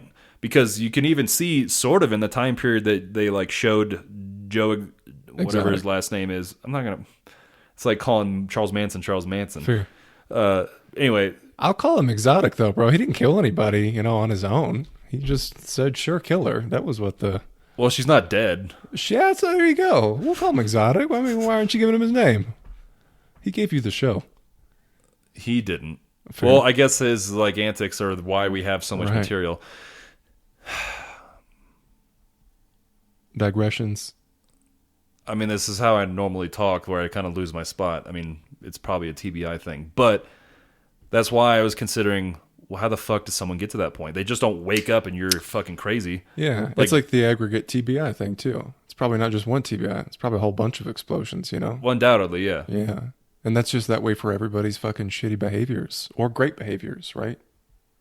But mainly, like the defaults. But the thing is if it's not taught, right? Which to kind of circle back, if it's not taught, then you're just kind of left into however the fuck you act and however you accumulate your behaviors and how you're rewarded or not rewarded for your behaviors, and that's kind of the metric for how you develop behaviors. Right. So my coping mechanism was establishing like emotional armor to deflect all feelings and not even bother with them and compartmentalize them and like fabricate it into mental toughness, which is incredibly valuable when there's people dying all over not people dying, but like when people are dying and people are panicking all over the place and you have to tell them what to do, or in a firefight for similar reasons. But it's valuable there, but it's not in a marriage. Cool. Or any relationship that I was ever in before the current one. Yeah, I'm not going to pretend to know what combat's like, but I presume that you want the medic or anybody to be a little sociopathic so they're not freaking out, screaming while this is going on. That's interesting because my friend who runs the Special Forces Foundation made that argument to Sturgill. He's like, when I am looking for people in this there's a subset in 10th group that is not appropriate to talk about openly, but when they assess people for that program, he's like, I would kind of want to look for a little bit of sociopathic tendencies, not like full blown where they're great, like they're harmful, but like the ability to compartmentalize is important. I don't do either, but I'll make the joke and say, if I'm looking for a soldier, an astronaut, I want somebody who can be a little sociopathic, but not in a wife or a husband, right? I mean, like, you don't want that person who's just going to turn off emotionally and be like, how do I manipulate this into? You know what movie did a really bad job of that? Was Ad Astra. Yeah, I haven't seen that. Don't. forgettable. It was obtuse, a little esoteric, and maybe it was because the monologues from from Brad Pitt about himself, because he essentially did what we're talking about in order to become an astronaut. And I'm not spoiling the movie insignificantly by divulging this part, but like his commentary on how I didn't think he did a great job acting, even though some people did. But the people who rated this movie really high are like the artsy fartsy people. Like they lost me with like there was no emotional connection, and Erica had said the same thing. So it's not just me being poo-pooing a movie because of like my pain or suffering or something, but like everything he said about his own like toughness deflecting away, like he lost his marriage with Liv Tyler is the actress, and via the pursuit of being an astronaut and stripping away all the things that could interfere with his end state of being like the best he could be in that job. I just found it like a little vapid and not insulting by any means, but it was just kind of like when someone is trying to represent in art something that I've lived, it didn't have like the appropriate emotion. And then the person that I'm dating also didn't feel that way. Like maybe it has to do with my experience, but I didn't think they did a good job of the emotion of it. I'm not here to support him at all. I'm here to support Brad Pitt. Did you see him in Once Upon a Time? He did a good job, yeah. Do you think it's just that you didn't like, that was your least favorite of the Brad Pitt movies that you'd watched in such a tight time period? No, I think it was the movie itself. Fair. Okay. He's awesome in Once Upon a Time in Hollywood. I like that this is where this is going, but I mean... So, you know the scene when he's driving the car real fast in L.A.? Okay. And Ramblin' and Gamblin' Man is on? Yep, I do. All right, so Sturgill and Miles is the drummer for Sturgill. We're talking about that. And I hadn't seen the movie at this point, so all I heard was them talk about how cool this scene was and how the vibe of the movie was really well done. Which I agree with because I'm really into like their music and like early 70s, late 60s music and like that. Like also, as an aside, I think Brad Pitt, his hair looks awesome. Like he's, what is he, 50 something? Yeah. Like he looks great. He takes his shirt off on the roof and he's just like this really in shape dude. You know, like I was just like, God, I want that hair and the sunglasses. Like anyway, I had a great time watching it, obviously, but who didn't? What was I talking about? What was I just saying? Help a TBI out. That it's the aggregate behavior changes, and you're like, that's you went way back. Well, I don't know. I mean, yeah. The scene with the car, the Ramblin' Gamblin' Man. They were Sturgill and Miles were talking about it, and then we were going to Detroit. There were 2 shows in this theater in Detroit, and it was a cool venue because it was more intimate than the big arenas. But they played Ramblin' Gamblin' Man. I'm pretty sure they ended Mercury in Retrograde. They didn't like end the song and start they converted Mercury into Ramblin' Gamblin' Man. We slipped it in there, and they played it, and it was pretty sweet. That's awesome. The reason they did that is because of that movie though, because Sturgill likes driving real fast. Anyway, oh man, I think there's a genetic potential of intellect in the sense of an IQ. So Charles Maddox had an IQ of like 110. I think the average at the time was 100 or something. You have some people that have an IQ of like 70. So another Netflix existential crisis inducing show, was it How to Make a Murder? Is that what it's called? Making a Murder, something like that. Making a Murder. Yeah, why would you want to know how to make one? This is how you become a murderer. So... Man, I'm sorry, everybody. Losing the train of thought. So those people on that show, some of them, it was known that they had like sub 70 IQ, right? Mm-hmm. So someone with that level of IQ is like going to have difficulty understanding certain types of abstract concepts, like as a function of like that intellect. Okay, so that is kind of like a genetic trait in the same way that physical performance is represented in genetic predisposition. So one of the things that is pretty limited to genetics is neuromuscular innervation, and that is represented in like vertical jump height, power distribution. You can improve power by increasing force production because it's force times distance over time. So by increasing the variable force, even if you can't increase the distance of your body by like the electrical signals are, you're in a uniform body. So if you're 6 foot, your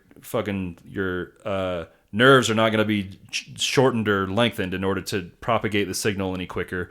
And you may have some sort of electric potential of how quickly that signal can be propagated, right? So distance and time, more or less, are kind of fixed. You can manipulate time a little bit of the signal with training. But if you increase force, then you can manipulate that variable of force in the equation of power, which is force times distance over time. So when you take people that are untrained, you make them squat, they can jump higher, jump farther, but they're going to reach an asymptote, like they're going to have an improvement in their physical skill, whether we're talking about speed, strength, agility, whatever. Some of those are arbitrary, but like absolute force and power, you're going to go up on a curve and it's going to approach an asymptote, and then it can't go up anymore without the use of some genetic changing material like steroids or performance enhancement drugs. So like certain guys have 47-inch verticals. Some people have like 17-inch verticals, and that's the genetic potential. And that we have a similar distribution with intellect. That's just how it is. But intellect is not dependent on, critical thinking is not dependent on intellect, and neither is compassion. And so my argument is that if they're not inherently taught, and they're not like genetically inherent traits, that means that they are teachable and implementable by anybody. Right. And you can cultivate those things by learning about them and learning how to implement them. So I don't remember really any class, let's say at the sub-collegiate level, like high school and below, that has to do with like, how do you have healthy relationships? How do you be a healthy individual? How do you critically think? Like science inherently kind of teaches that. You have the scientific method. You can evaluate a problem. You can create a hypothesis. You can set up a good test with a good methodology that you have assumptions and limitations, and then you have controlled variables, and then you have variables that you can manipulate, and then you try to manipulate one of the variables and see if your hypothesis is correct or not. And then at the end of it, you're supposed to objectively evaluate it, and so on, right? And whether or not that actually happens in most science or in general, that's kind of my point. So just because you learn like the scientific method doesn't mean that it's going to inherently become part of someone's psyche or like standard operating procedure for how they conduct their life. Right. However, if it's taught to them that it's a vital thing from an early standpoint, or if you take an adult that is willing to listen to something or willing to learn about it and willing to work on those things, you have one, because those are your two approaches, right? You either teach and you try and teach people about it now, or you try and teach it from when they're young. Right. And so that's what I would hope that this does from a compassion perspective. But you can't force feed people to do anything, right? Right. Because I don't want anybody telling me how to live. Can't tell anybody how to live. So I hope nobody thinks if they're listening this long, then they're probably on board with that. I'm not trying to tell them how to live. But I want to stimulate thinking. Right. But I also want to like start getting into logical fallacies or cognitive biases. Because like if there's the concept of appeal to authority, right, or how you can basically conceal certain things by avoiding nuance and only covering what you want to out of a news story. Like that stuff is very, very blatant in the media, but yet those forms of media are still the ones that are the primary sources. Yeah. I mean, that's like a lot. I don't think most people experience it.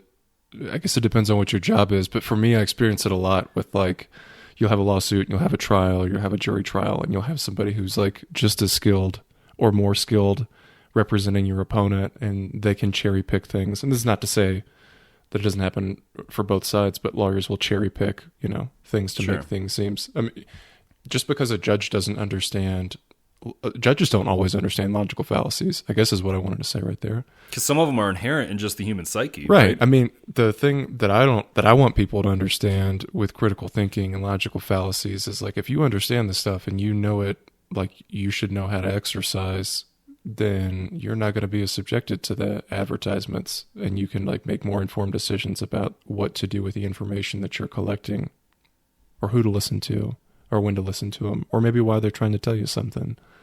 And then you'll get sold less shit that's not as good. Yeah. Well, the world is complicated, right?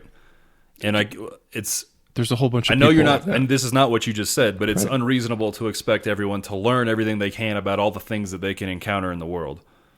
I'm just trying to explain. You're totally right. Right. I'm not saying you meant that. Right. So, so then, how can someone be set up to encounter all that stuff in the world? Like Right. everybody, like I would say that I have an expertise on like fitness or strength and conditioning, but everybody else doesn't. Right. And so I can create, but one thing I can do is I can create material that like breaks it down very simply. Or like, but how do you set someone up to encounter strength and conditioning or economic issues or political issues? And there's those are like obviously large subjects that have many subjects in them. It's like all the books on the shelf over there. There's many books and there's many chapters and then many paragraphs and sections in all those books, and that's like how the world is. So if everybody can't learn like what you could do is try and be as cultured or as learned as possible, because that would be a fundamental thing for how I'd want to conduct myself as an individual, kind of like someone from the Enlightenment period, like John Adams or Jefferson. Their pros and cons, but they generally wanted to continue to learn, and they had a fascination with the world around them. But what they, what people from the Enlightenment predicated themselves on was the ability to think about things. So that seems like the thing. If you kind of had a mind that can think about things, then you can, when you encounter all the things in the world, then you can have a toolkit for how to fucking break these things down and understand them. Yeah. Or and these then, are like and then tools. Say what? These are basically like tools, right? You want to teach people like tools and how to like deal with like compassion, empathy, and have those things. Yeah, and I don't want to be a tool while doing it. Right on. Right on. Or like critical thinking, right? I would like to give people tools. I would like you to give people tools on like, hey, here's the shit you're going to encounter and here's what to do when you do. And to the extent that's not that much different than what you're talking about with compassion and empathy and like keeping your finger on your pulse. Because you're just giving people tools that they can use to solve problems they're going to encounter anyway in life. Because you can't solve everybody's problem or tell them how to deal with it. You can just give them the options. Yes. Yeah. So one thing I think that, you tell me what you think about this exercise, because if I could take anybody, especially someone that would be an opponent of mine in like a discussion about ideology, philosophy, or political stuff, then what I would want someone to do, and it's better if I'm not involved if I'm their opponent, but like what I would want anybody to do about anything is I would want them to understand why they believe certain things. Mm-hmm.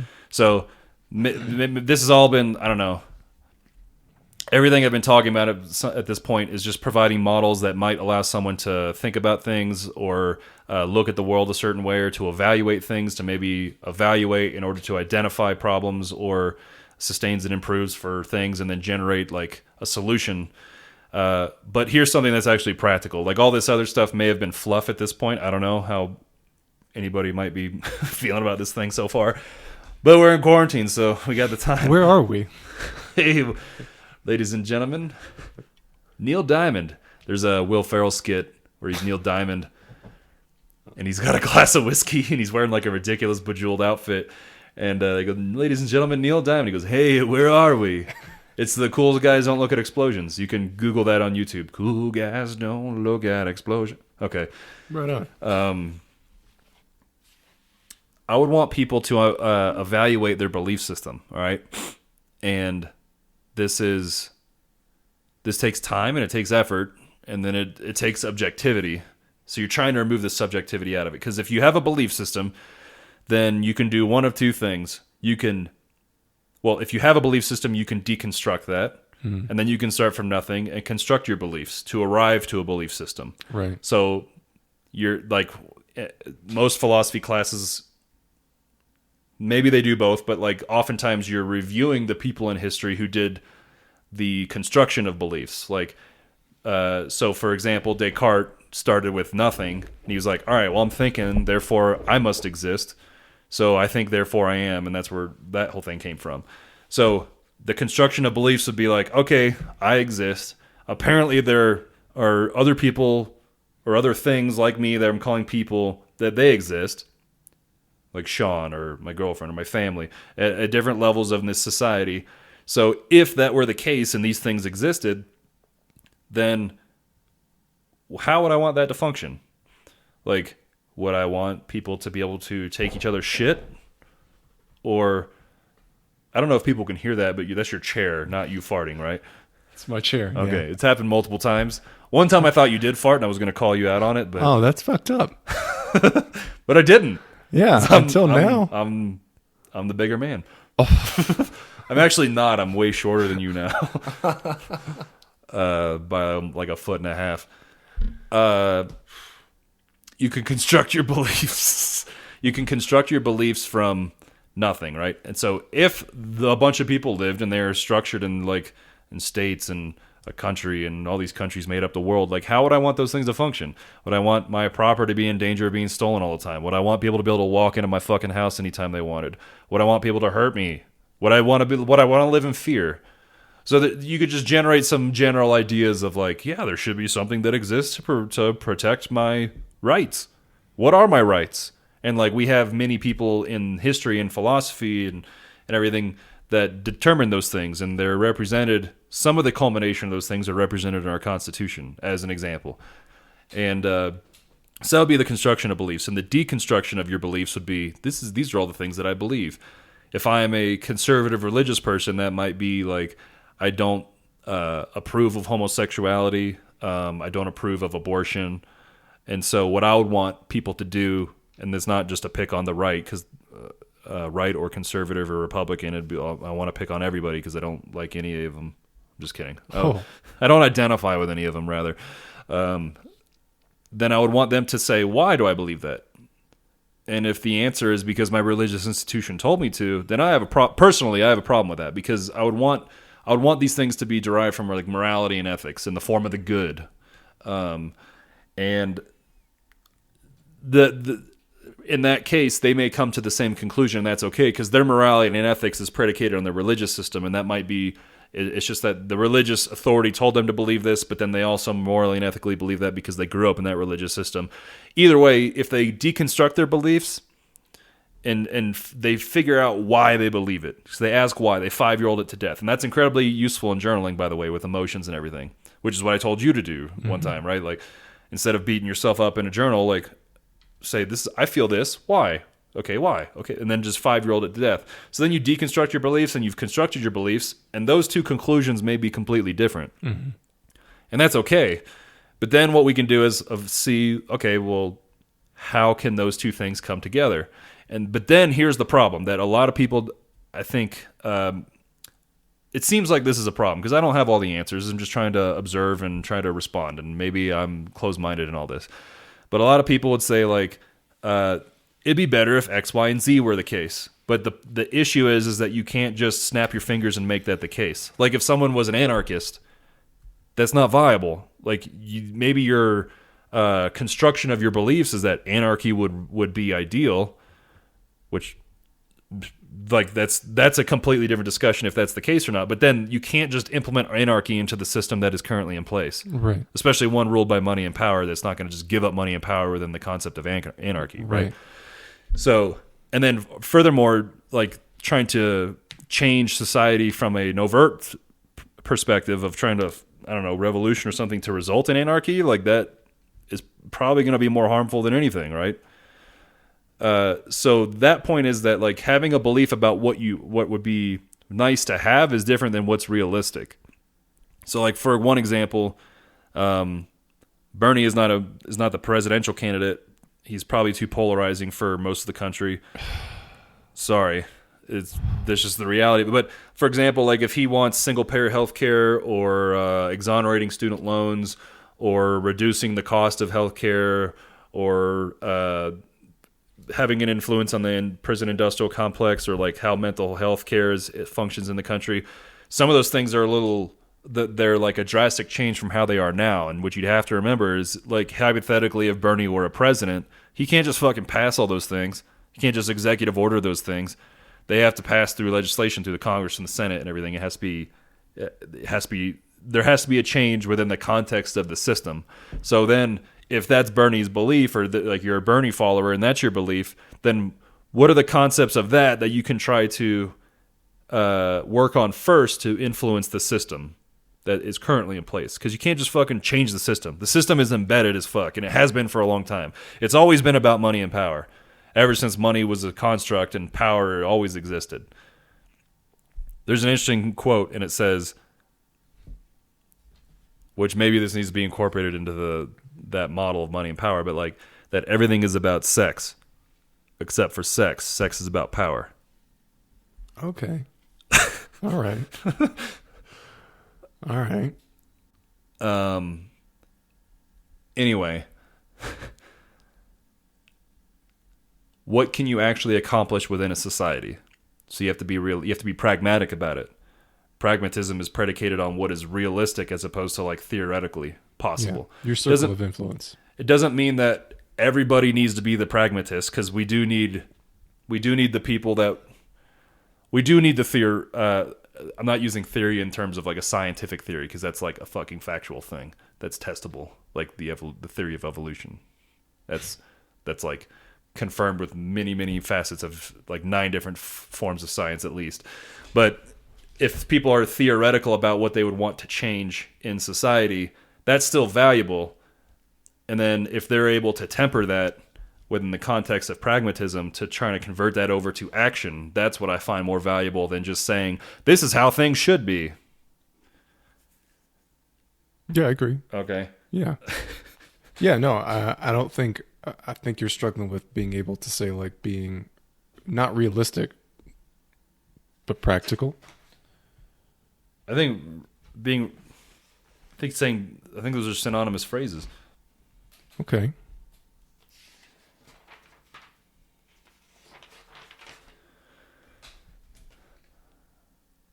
All right, so constructing and deconstructing beliefs.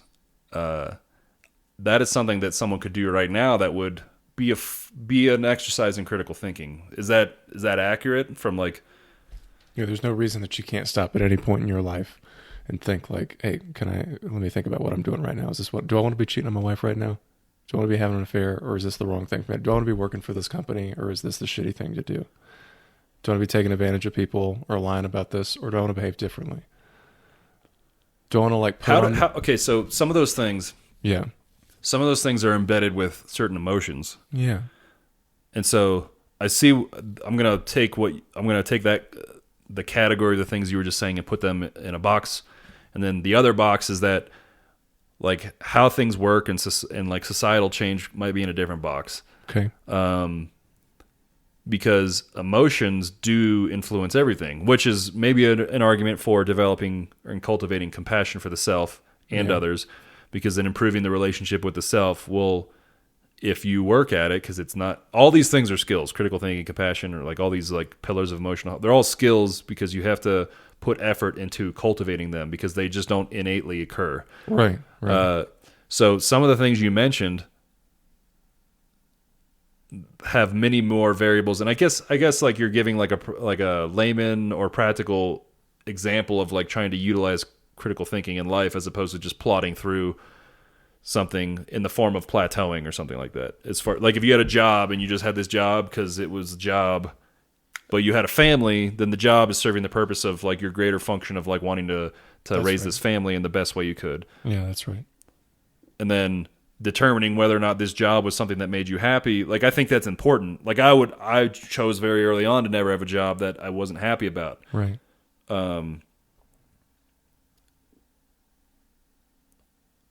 So like there are certain things, like the certain behaviors are associated with certain specific emotions like fear, shame, and vulnerability. Vulnerability.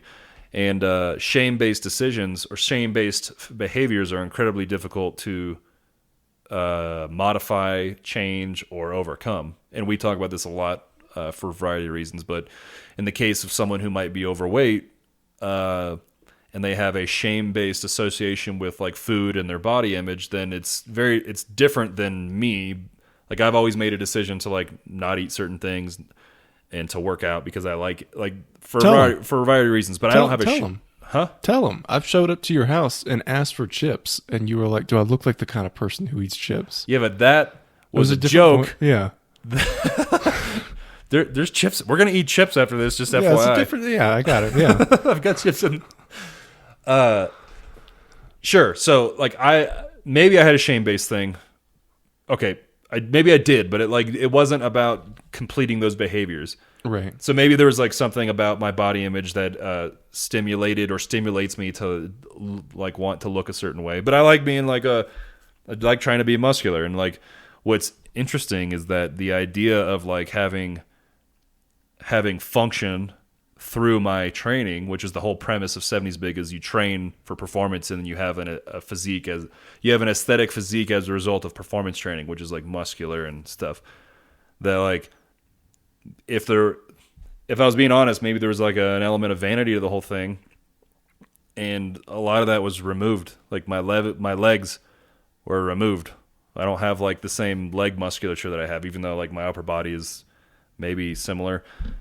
But anyway, it's just interesting that one of these things that I developed and spent a lot of time with evaporated in an instant with stepping on a bomb. Which is why I would want to teach some. So this is an example. Like if I identify that was a flaw in my personality or my psyche, because I wanted to be big and strong. I was weak and lonely as a kid, and I wanted to be big and strong. And then I wasn't the biggest or the strongest, but I got bigger and stronger than I was, or that I could be with my body. And then that is gone. And my capability is gone. I can't apply force into the ground ever the same way, ever again. I can't do anything the same. So it's interesting because, like, I've mentioned this before, but like, if like you as a lawyer, if all you do is identify as a lawyer and that was like your thing, and then something happened where you couldn't fucking be a lawyer anymore, which would probably require like a brain injury or something. But if you just lose the identity that you're so closely associated with, and your identity is only one component of your life, and then something happens where you can't do that thing, that you're fucked, right? You could be. That's why cultivating other aspects about the self and cultivating that compassion in general is important, because then when you're faced with an adversity that like strips you of everything that you like, parts of your psyche or that you identify with, like losing someone you care about, losing parts of your body, losing the capability to do anything, losing your job. Like these are all things that like people face, that they don't have to get blown up to face those things. Yeah. They don't have to be physically hurt to get them. You can, right now, like once the world resumes, anybody could get in a car accident, they could fucking lose one of their legs. Yeah. It happens all the time. All the time. If you identify with having money and then you go broke, kind of leaves you with it's interesting you say that. Did you ever read World War Z? Yeah. You didn't like it? No. I watched the movie. Okay. Yeah. Is that the Brad Pitt one or the Will Smith one? You're only going to talk about Brad Pitt movies today. Well, I read World War Z and I read I Am Legend, and they're both really, really good. I Am Legend is one of the best stories, period. Not the movie. That's the Will Smith one. Yeah. I Am Legend is a novella, and I would recommend that anybody read that. It's probably, I haven't read it since I was like 21 or something, but I want to go back and read it. It's only like 170 pages, but it's fantastic. In World War Z, in the book, there's a zombie apocalypse, and then 20 years later, Mel Brooks' son wrote it, Max Brooks. What? Oh, yeah. Okay. All right. So 20 years later, there's a reporter doing investigative journalism about the outbreak, and so he's going and interviewing people about their experiences through the outbreak. And one of the things that stuck with me, because I don't remember like specifics about the book. I remember there's a fighter pilot that's being interviewed at one point, or someone in the military, but there was someone that was commenting how the structure of society was completely different, and the identity of the people. So you had white collar, generally speaking, you have white collar and blue collar people. White collar people, evil, greedy businessman is the stereotype, which was reflected in this story, that once the world's societal structure was it just collapsed, and there was no economy, much less the need for white-collar stuff. The blue-collar people had utility because they could actually do things, physical things that like they could make things or repair things or whatever. And the white-collar people couldn't. And there was a guy, and I remember it was some. I'm just barely remembering fragments of this, but he was like, "I'm so and so, god damn it!" Like, I did this, and they're like, "Okay, well, go fucking dig that trench over there then, because that's all you can do now." Right. And so, like, that guy's entire psychological structure was predicated on what his identity was, and now that his identity was gone from a zombie apocalypse, he was having essentially an existential crisis about it, and had to, like, he would have to adapt. He fails, or he adapts, essentially. Don't we all? I was about to. I guess we'll end it there. Like, so those are some of the models. Some of the models I was thinking about. Model of behavior accumulation. Model of societal progression. Model of beliefs, deconstructing and constructing that. Model of societal structure. Model of teaching, whittling down into a simple concept. Model of problem solving, evaluating and determining what you can control, and then figuring out a way to start working on that. Model of emotional health, introspection, communication, empathy, self-love, propping up the idea of compassion. Model of societal influence, everything's predicated on money and power. I don't know if this was a model, but I just wrote genetic potential of intellect, which instead of like saying that like you're screwed with what you got intellectually, like you can still cultivate intelligence in the form of critical thinking and emotional intelligence in the form of compassion. That was my point there. And then the model of organizational change, that if you're going to have an influence on something, then you would need to understand the structure of it and then understand how you can influence it, which you're going to be better off trying to do it at most levels. But in society, I'm not going to ever go up to the point where I'm going to be able to speak at a top level. I'm not going to be able to like cultivate compassion or critical thinking at a societal level. Who does is Rogan, right? And so I've been listening to him talk to Tom Green, and I think Tom Green he's kind of like a very maybe inquisitive type person, because he likes talking to people. He's like, do you feel like a sense of responsibility in this? And because like the things that he's like in Rogan, he shouldn't have any responsibility. Like if you try to imagine like there are millions of people fucking listening to me right now, like that'll make you go crazy. But the things that he says still has an impact on people, and they can have a positive impact or a negative impact. And it shouldn't be his responsibility to worry about how people perceive that, because they should be implementing their own critical thinking about what he's saying, and maybe with compassion, because he's just a dude, man. Right. Like he's pretty similar off of the mic as he is on the mic. Like I didn't really talk to him that much off mic, but I spent time around him, and he's just a guy. Like everybody's just a person, but there are millions of fucking people that'll listen to his show. So like, does he have a moral obligation to like be sensitive to the things he might say about like the COVID pandemic or whatever? Is there a moral obligation to that? I don't know if there is, but I don't even know that he would think that he did either. Because I've heard him say, right, that he doesn't have an obligation to do anything other than ask questions that he's interested in the answers to. Right, which he doesn't. Right, totally agree. But I hear you. If you're going to be talking about like pandemic stuff, does he have an obligation, or does anybody? Is that what you're saying? Not the specific question, which does he have a moral obligation to like consider the effects of what he says? I mean, I don't know that I don't know, because I want to tell people, no, you've got an obligation to like decide if you want to be offended or not. Or if you just want to give him the keys to let him, do whatever. Do you think that do you think people have a responsibility for in our society, as at least how it appears with how we interact with society, which I guess is largely on social media, right, or the internet? Do people have do people take responsibility for their actions inherently? No. Why? Well, it's certainly not comfortable. Right. If I got to tell you all the stuff I'm responsible for causing or all the things I didn't do, that's not really comfortable for me. Yeah, but that's not good, though. Well, I totally agree with you, man. The effect is that, A, you have people that don't want to admit failure. Right. And B, failure is like perceived as like an absolute type thing. It's binary. Yeah. Like you failed, therefore you're like, get the fuck out. Like, right. I don't think that's good either, Not at all. because like what is the moral threshold for not being able to forgive someone for something?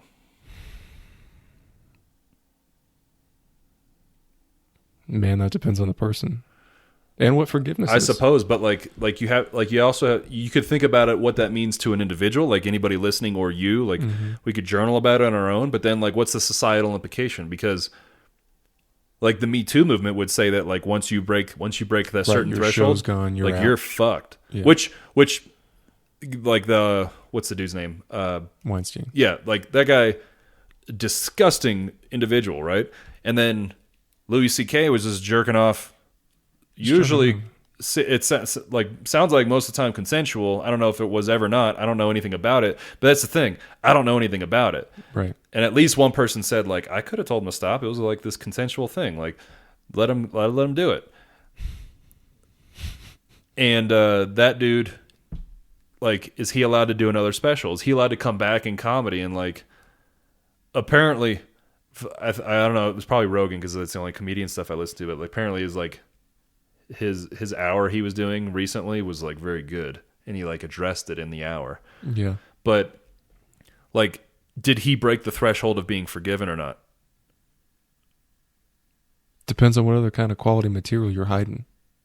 You know, if he's got some good laughs in there, let's give a good forgiveness. But I guess what I'm trying to say is Michael Jackson's hits were written by the time that, you know, the allegations came out, so he didn't have anything else to give. why are we able to like ignore certain things about people because of what they, like the art they produce?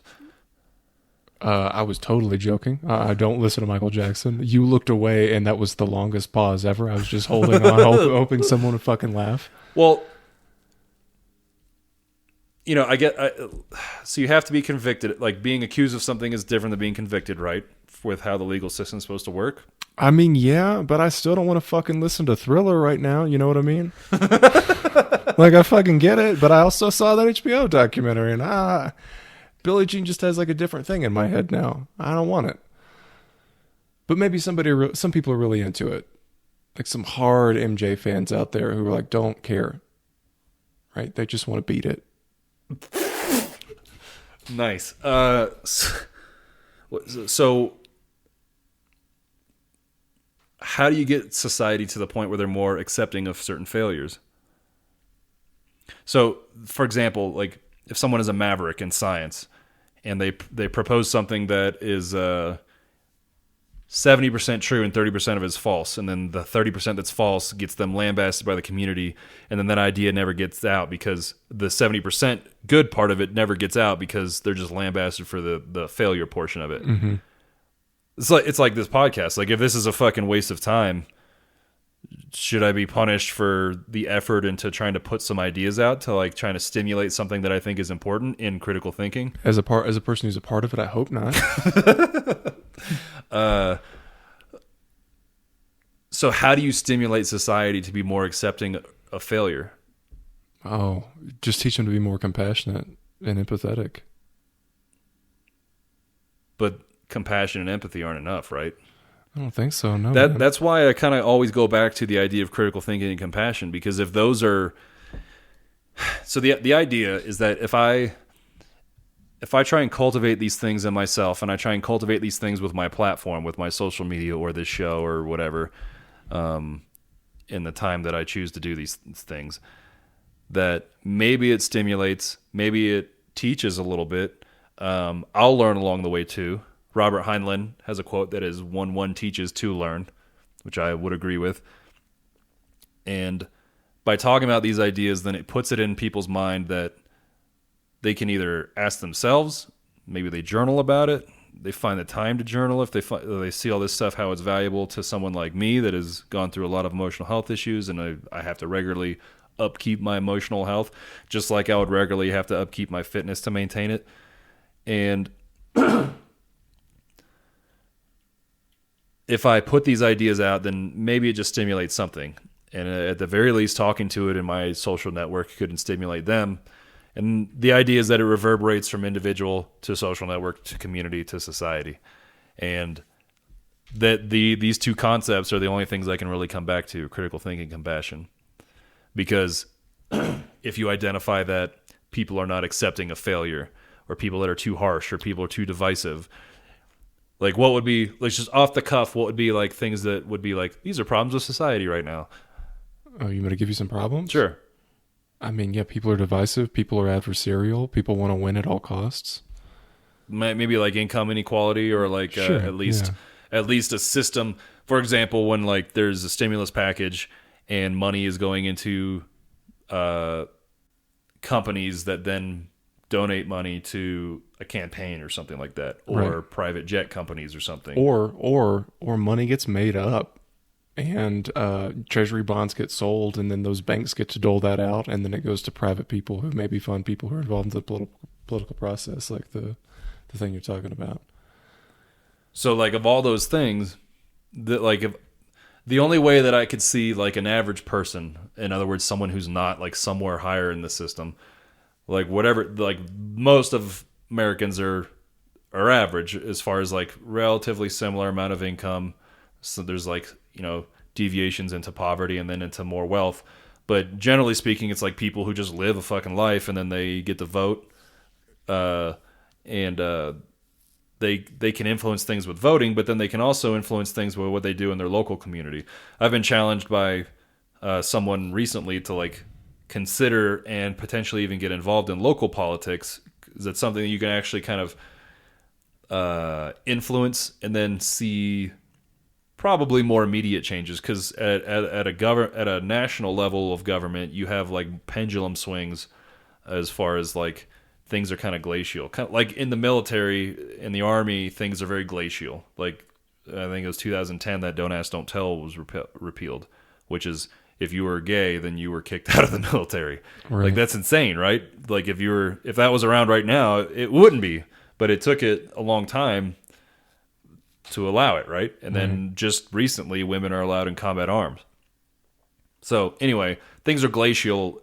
Bigger the structure, things move slower. So maybe you can influence things at a local level. You gonna run for like sheriff? I'm not running for shit, man. All like right. I say too much stuff that's never gonna work. I was talking to someone about you. I was talking to our friend AC, and I said, "See, the thing is that like personally, I would want someone like Shawn to be a senator. Oh no, Because not because I want him to be burdened by such a horrible fucking job, because it's just so slimy, but I would want someone that is considerate of people and has the ability to think with whatever problem that you're presented, and then try to do the best they could in a situation. That's just shit sandwich. However, part of the problem with the system is that even if you are someone who wants to try to influence change at like a senator level, like there are things that oppress that. I guess I'm debating getting into this, but whatever. There's probably only a few people listening at this point anyway. There is an impeachment of the president. process. Excuse me? Process. He didn't get impeached. Thank you. See, that's why I need a lawyer on staff. There's an impeachment process. There was a vote. One person that had a vote in the political party associated with the president voted against him. I don't know why Mitt Romney chose this moment in time to have cantaloupe-sized balls, but the response from the party was essentially a demand for ostracizing him, to kick him out of the party, to suppress the idea, to belittle, to like stain him in every regard, right? And that's absurd because like he is a Mormon, and they he's like a fundamental Mormon, and he advocates wearing like the pajamas. So like that dude wears funny pajamas so he doesn't masturbate in bed. And that didn't upset you, but him like taking a political stance did. That's like, no more, you're out. That's absurd. He's a grown man who wears special pajamas to prevent him from being around. I would argue, if I was using compassion, he's past the pajamas point. You're so pleased with yourself. I would argue that he can do whatever he wants. Like, whatever my opinion of his belief system is irrelevant, right? You're totally right. I didn't mean to offend but anybody. Okay. You started the dance, so I'll finish it, I guess. He's free to do whatever he wants, right? Unless it infringes upon my rights. But when he, like, the only thing that to think about, and it's okay if you would be for or against this, is I'm just asking the question generally, not even to you. It's like a rhetorical question to think about is, how much would I want someone to their religious belief to influence their political action? That's rhetorical. I mean, there's inherent in the Constitution. There's supposed to be a separation of church and state. In reality, it appears from my narrow-minded view that it doesn't really happen because there's so many people elected from certain areas that have an exceptional religious influence on their decision-making process. Romney even claimed that the decision-making process was why he voted this way. Right. Again, I don't know why he chose this sword to fucking lay his belly on, but he did. And so I'm tucking away that. I'm just leaving that rhetorical question where it is unless you want to respond. Okay. I'd only give you 30 seconds, just like a Democratic debate, though. Which is also another baffling thing. But,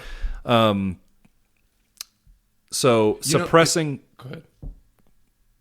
I just think that, like, debates would be completely different if people had, like, an understanding of, like, logical fallacies or critical thinking or something like an ad hominem attack or a red herring. I mean, you mentioned Charles Manson being, like, sort of a... Maddox, right? This guy is basically, like, held out as, see, these hippies are dirty and crazy, and they're up to no good when you let them just hang out and fucking do drugs. They'll plot and scheme and kill good people, right? So, don't let this happen. But that's really like a red herring, right? The hippies are not plotting and scheming. And right, they're supposed to not be hurting anybody. Right, I mean, it's like a one-off. By my perception of hippie methodology. Right, our 2020, this fucking far removed. It's right? 50 years later, but I mean, like, the whole premise was peace, so they wouldn't want to hurt anybody. Right, exactly, yeah. But I just think, like, you could clean up so much of this if people just understood. If you watch Joe Biden and Donald Trump argue, which at some point people might, right? And you just understood what each of them were doing, like the logical fallacy in it. And you just knew that this is like a commercial. It would probably... I mean, the fallacy, aside from the system being broken as far as like how a debate functions and how the political system functions, like the fallacy is that there are two people in their 70s running to be president. Right. Yeah.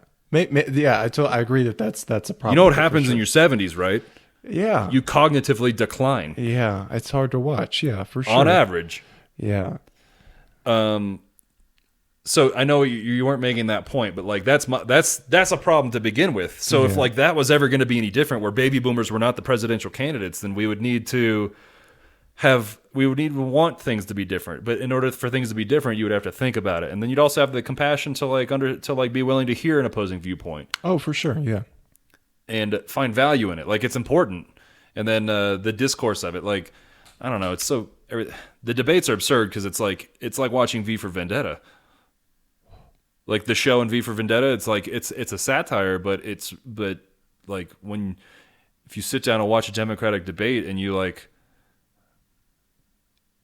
watch it the next time, like if you go watch a video of like they're gonna have 30 seconds to speak, and then like 10 seconds to like whatever it is, like there are people that they dedicate their entire lives to the study of one of those questions, right? Like their academic their academic existence is to learn everything about one topic. Yeah. And then these candidates get 30 seconds, maybe 3 minutes at most to give a response to a particular thing. And I mean, you're talking like the total aggregate of minutes that a particular candidate might have in the entire debate is like 9 minutes. Because when they had, I don't know, they had like 18 people at one point, and they actually showed the time that each one of them spoke, and as the more irrelevant candidate had even less time than the 15 minutes total that Bernie might have talked. Mm. So the debates, I mean, it's hard to not just. How can you be like everything's bullshit? Is everything bullshit? Like how can you be? It's hard to be optimistic. This is where I go existential crisis, where I'm laying on the floor like, what the fuck is going on? Because it just looks like everything is such bullshit. Oh no, man! Still the best time. You can get anything you want right now. Food, right? Although it's a terrible time, and people are going to tell you, yeah. I hear you. I get the pessimism, but like if you really wanted to feel better, we could get you Popeyes right now, and it could be delivered, and we get waffles, we get whatever you want, right? We could hire somebody to come over and sing right now, and socially distance sing, right? You can do anything you want. It's a pretty good time. It's a good point. So I had a generally pessimistic viewpoint, and you had a general optimistic viewpoint. So in a time where people are cooped up, sometimes with the same person, or alone, or just not able, people are experiencing a form of loss, right? Yeah. And I understand what loss is like, but now everybody on a societal level is kind of experiencing that, and that they can't do what they want to do, right? And that is bothering some people so much that they take guns to their Capitol buildings in their state. So what can men do in the face of such reckless hate? Be better men. Aragorn, King Theoden said that in the Two Towers, I believe. Right at the beginning of the battle of... What's that battle called? Helm's Deep. The Battle of Helm's Deep, he says it. And Aragorn says... So he asks him, what can men do in the face of such reckless hate? And Aragorn says, ride out and meet them. And I was like, what? Like... It was a weird fucking military tactic. They got on horses and rode into the swarm of orcs. And it would have failed if Gandalf didn't show up, by the way. With those eagles? Or is that the next film? It's the next film. Okay. Why didn't they use the eagles in that one? Wouldn't there have been That's the age-old question. Okay. You would have saved a lot of people's lives if you just used those eagles straight up. Right. Okay. One eagle taking that ring in. You're What's that called in literature? Redundancy? No, like when something just comes in and swoops in and makes everything better. Oh, fuck. I don't know. Stephen King uses it a lot, though. Like, and that's why I have the magic. I don't like stories that just have that inherent in them. Yeah. Or that like, you have this terrible situation, and then instead of the people being people and getting out of it and figuring out what to do, that they just have this thing that swoops in and makes everything better magically. Sometimes those authors have contracts to fulfill. Does something like that ever... some of them don't care, like George R. R. Martin. Right. Wrap this book up. Gotta cash that check. What would be something that would act like the Eagles right now in society? Right now?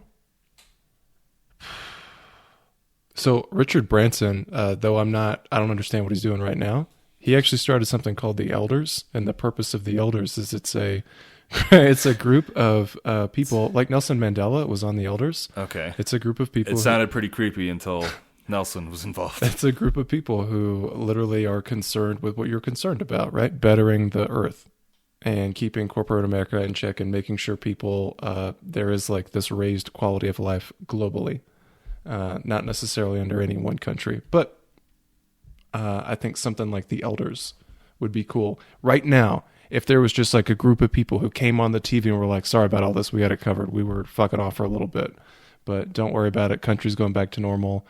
Your dollar is going to be backed up by something other than us telling you what it's worth on this particular day. I think that would be the Eagles. Just a group of old people who are like, don't worry, we got it covered. We've been thinking about it. We've got life. A vaccine would be like a magical thing right now, right? Yeah, the Eagles, the vaccine would be the fucking but it would be different because they fucking had the Eagles in the beginning. You understand what I'm saying? Like, yeah, I get it. All right. It's literally an age-old question with the realm of fantasy and specifically those books. Is why weren't those Eagles used? It literally seems like laziness. It seems like they didn't value that fucking hobbit's life. He's like, why don't you run across the country? There was something, I think, in the book. There was something about the culture of the Eagles that like they were diametrically opposed to getting involved in like the realm of the normal world or something like that. And I don't know what triggered them and the conditions were set to make them suddenly care. Let me tell you something. I watched a bald eagle bomb a duck about 3 weeks ago at Sloan's Lake. He didn't give a fuck about anybody's morals. He was going to tear that thing up. They're predators, man. Yeah. I rode on Virgin Airlines once. You mentioned Richard Branson. Yeah. and it was amazing. Hey, he seems like a cool guy. No, I didn't meet him. Okay.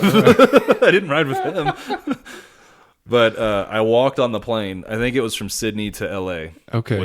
Because when I did L.A. to Sydney, it didn't. I wasn't on a Virgin Airlines flight, and so it was like Delta through Virgin Airlines. But I walked on, and there were pink ambient glow of lights were on, and there was like trendy, kind of like electro music on, and all the stewardess, male and female, were all attractive. And I walked down and I was like, oh. And they're like, welcome to Virgin Airlines. But with an Australian accent, so everything's better. Oh. I can't do I always Don't do it. Don't do it. You my got Australian Tom Vale's going to be upset. Yeah. They'll get upset. But I was like, oh, this is nice. And then nobody was on the flight because there's fewer people going to LA than there are the reverse. So I had like a whole row to myself, and it was I had a great time on it. Bathrooms are nice and big, clean. Is this a Virgin Airlines. Is this a Virgin plug? Is this a commercial? Is this the influencer shit that I was concerned about? I wish, because then I'd actually be monetizing this shit. I'm just gonna have to live off of my injury compensation, I guess. So what can someone do? Right? How can someone be positive right now?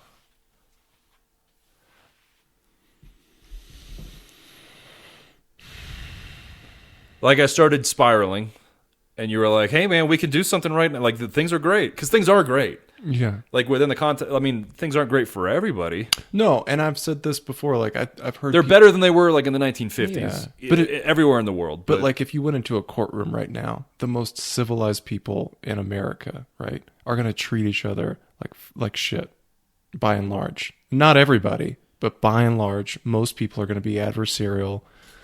But it still doesn't mean it's not the best time, right? Because like we do have the most information. I just think there's a lot of people. I don't know, man. I don't know what the hell I'm going to do. Farva says that in Super Troopers. He's eating a burger, and he asks Ramathorn what he's going to do if the station gets shut down, and Ramathorn starts giving him a legitimate, thoughtful answer, and he interrupts him in the middle of his sentence. He goes, yeah, I don't know what the hell I'm going to do. And he continues eating his burger. All right. I guess all of this is just to try and find out what it is, what can I do with whatever the circumstances are to try to influence anything at all, whether it's just in myself or my social network or community or some reverberation to society, hypothetically, to try and move towards the idea of societal progression. So that's all I'm trying to do, man. I don't know. Just improve people's lives. Just delete these audio files. Fuck it. Fuck it, we'll do it live. So, I'm not deleting it, but I appreciate you, man. I kind of feel like we're at Tracer Burnout. I appreciate you listening. I know I talked a lot. In the future, when you come to record, I'll have direction in the sense that like I want to pick your brain about certain things. What I wanted to do here was kind of like vomit out some stuff I've been thinking about and seeing how you respond to it, and that's what I've done. And I appreciate you. I'm grateful for you in my life. I'm grateful for anybody that has listened this long. And how long has this been? It's 2.5 hours. Whoa. Yeah. Okay. Well, thanks, man. I wish I could do it over. I wish I hadn't shat on the American Bar Association in the beginning of this, but I guess I should stand by it and just say that the people I respect are not in there right now. Things aren't that. Here, maybe this is a summary. We could have said that we get it in one sentence up front. No, don't. I just like regress to wanting to cover my ass and have said something that's like more poignant. And I'm just saying that like adversarial things aren't always perfect, but things aren't as bad as they seem sometimes.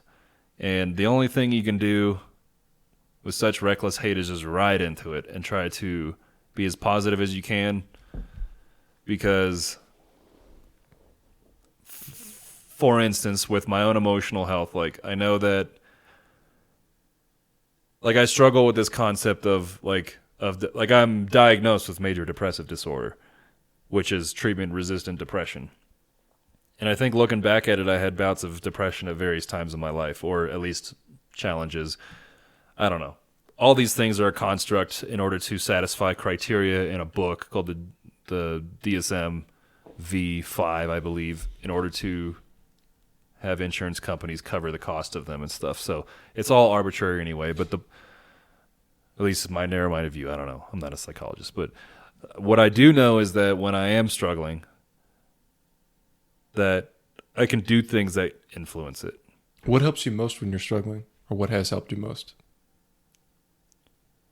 Deliberate introspection, communication, empathy, and self-love. Well, specifically, like yesterday, I didn't have a good day, and it's like, man, I'm depressed. Like, I have depression, but I don't want to identify as having depression because that makes it seem like it's never going to go away. Like, genetically, there are certain families in history that had melancholy. Like Meriwether Lewis from the Lewis and Clark expedition, his family had a history of that. Thomas Jefferson wrote a lot about it because they were friends, and Jefferson was a reason why Lewis went on that expedition and was one of the co-leaders of it and everything. So I don't want to frame it in my mind or create a narrative in my mind that there's this thing that I can't do anything about. Do you think that that's legit melancholy? Like, that's legit? Or do you think that's what they used to say about women when they were like, they have hysteria and they're just being crazy? And we called it hysteria at the time because doctors didn't. Yeah, melancholy is like the old school term for depression. Okay. They didn't call it depression then. Like, we called PTSD shell shock before we knew what it was. We called TBI shell shock before we knew what it was. Okay. Because people were getting the fuck shelled out of them in World War I, and it was unprecedented. And then, like, why would someone just walk out away from their foxhole and just get blown up and die? Like, why would they snap like that? Like, we didn't understand any of those things. So these are all old school terms. But I struggle with the concept. Like, I have these diagnoses, like PTSD or major depressive disorder, and whether or not those change. Like, PTSD is not inherently supposed to last forever. It usually resolves within a year or two. I'm at like 14 months. But I had stuff going on before the blast, and then I've got the lingering effects of the blast. So it's like, yeah, if I was just fucking hunky-dory, then that'd be more, like Sturgill told me, like, that'd be more weird, man. Like, yeah, you'd be more of a sociopath. Or I'd be compartmentalizing this whole shit. So it's like trying to balance all this stuff, like trying to balance mental toughness and like compassion, trying to balance like being critical of society, but also being something that is trying to stimulate growth in it. Do you think that people could benefit from knowing? Like, I mean, you've tried it the other way, though. Like, you've tried to just bottle stuff up and let it form a little piece of coal. Right. And that, I presume you didn't like how that turned out. Well, no, it resulted in a lot of bad stuff, including culminating into blatant depression, where I finally was like, this is happening. Right. And, whether that was exacerbated by essentially low-grade blasts over time, like, been exposed to many types of blasts before I actually stepped on a bomb. Whether that exacerbated it, I don't know. It doesn't help. I know that. I know that for goddamn sure. And then if you're a Green Beret, you're gonna, or certain jobs like being an artilleryman in the in the military, you're gonna be exposed to blasts, and it's going to take a toll. And pretending that it doesn't is stupid. So pretending that it doesn't influence someone's personal life, specifically mental and emotional health, is stupid.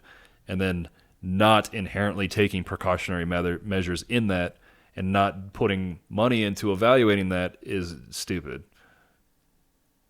In the same way that if someone flew behind Agent Orange in Vietnam and then they weren't being compensated for things that are blatantly caused by Agent Orange exposure, that it's stupid for them not to get compensated or to have to fight their ass off to get that. That'll happen. That will happen.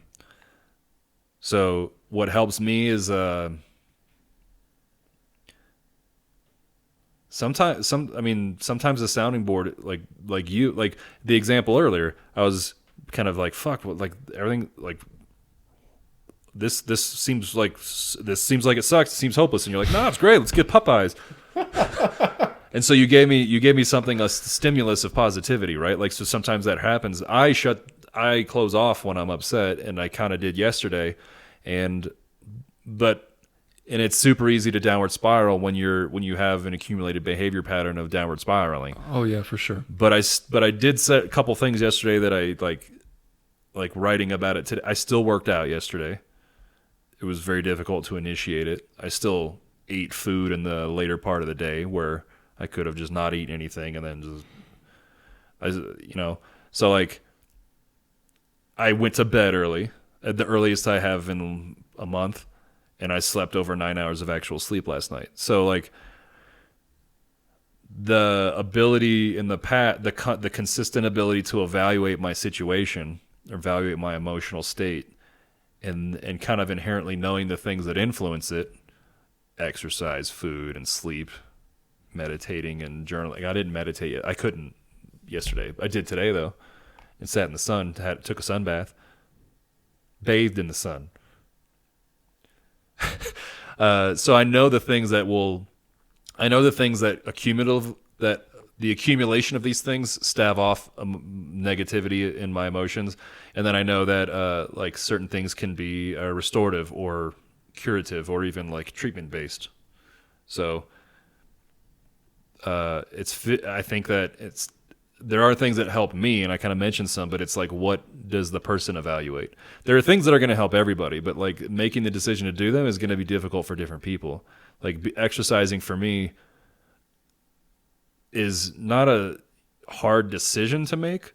It's kind of fucking logistically hard. Like I didn't have my legs on yesterday. Like I've been in a wheelchair for a week and a half. It sucks, man.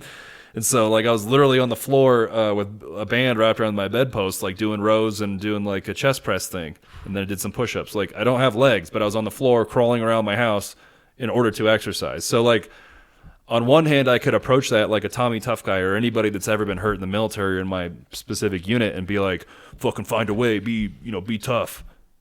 Like, never give up. But the reality is it's not as simple as that. And when you're struggling, like, shit sucks. I understand that. So, like, I don't know. I think that by not putting in the deliberate work on the self, which is going to start with deliberate introspection, then you can't look at something like depression and be like, this is something I can't control.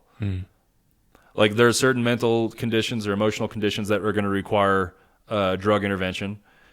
Can and should, and then whether or not that person should be on that particular drug forever is conditional on them as an individual. Usually it could be like, okay, they're going to be on this type of SSRI for a period of time, and then they can wean off of it later with, through therapy and such. And there's a lot of things that are coming out with research now, which I'll deal with in future episodes, that can influence all this stuff without the use of something like SSRIs, but that's a huge digression. I'm not a fucking doctor or anything, but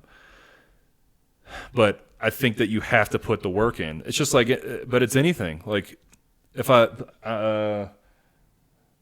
wanted to just name a thing right now, like anything that a person could do. Rollerblade. Rollerblading? All right, so like if I've never rollerbladed before. We've had this conversation. You rollerblade, for instance, is why you said that, which I think is both funny, inspiring, and admirable. Because, like, if I were rollerblading, I'd be putting some short-ass shorts on, put that fanny pack. Do you wear the fanny pack and a backwards hat? You're goddamn right I do. Colored lenses? Oh, yeah. Sunglasses? Yeah. Sweet. Like, if you're going to rollerblade, might as well fucking rollerblade. Yeah, dude, I wore a tank top yesterday. I don't wear tank tops. You should. Fair. So if I wanted to be a good rollerblader, at least get by, like go around the lake that I live next to, like you. If I wanted to rollerblade around it and not fall down and not skin my ass, then I would need to work on the skill of rollerblading. And then the more I rollerblade, the better I'm going to get at it. And we know that for everything. Like if I want to be a better football player, I got to go to fucking football practice as a kid. Mm-hmm. Like you're not just inherently good at things. Some people kind of are, but like that's not common. That's the exception to the rule. So why would we assume that like we're gonna emotionally make the best decisions for ourselves if we've never cultivated or we never practiced it in a good way? Yeah, particularly if you didn't have like a good model, like a good parent who, or not a good parent, maybe a parent who loved you a whole lot and did their best, but like didn't know how to model it for you. Maybe, yeah. I You mean hypothetically, or are you talking Or about me? in my fucking life, man. I mean, I love my parents to death. They're awesome people. Straight up, Amanda and I asked my mom and dad, like, oh, when you had kids, what books did you read? They're like, you're in your fucking books. Just did our best. And I'm like, wait a minute. I thought That's all you can do, and that's okay. Yeah, but like they didn't know certain things to teach me, and to include, they certainly didn't teach me a lot about like how to process emotions on like a personal level, like certainly interpersonal and dealing with your family members for sure, but not like, hey, how do you deal with being scared? Yeah, and Right. I think it's important to know that like it's not like anybody's fault. Not at all. They were doing their best, right? I would argue that if it's anybody's fault, it's society's, because it's not Right. inherently taught. Yeah, but maybe this is like the thing that leads to it being taught. That's very lofty. I mean, not this fucking podcast. Whoa! The aggregate, man. The aggregate, you know. All right, well, I guess the moral of this one is to do your best, and then but you can't know what the best is or how to do better if you can't evaluate the current situation and then determine what it is that you can do about that situation. That would be like the theme of this. You have anything to add to that? I'm just grateful to be here. I'm grateful that you're here too. Yeah, thanks for having me. I wish I'd have done a better job or spoke more eloquently, but you know what? This is my body. I'm ready to take my shirt off and be in the pool with you guys. I hate to break it to you, but we're not getting Popeyes. That's okay. But anyway, man, I appreciate it.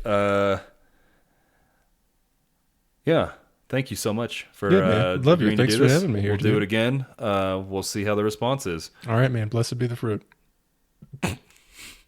See ya. Alrighty, that's it for this one. You can go to francisowen.law for more about Shawn's firm that he has with the lovely Amanda Francis. And you can find me at Justin Lassick on Twitter, at justin.lassick on Instagram. And I don't get paid for this, so if you want to like or rate the show, whatever, we'll see how that goes. But I appreciate you listening, and have yourself a good one.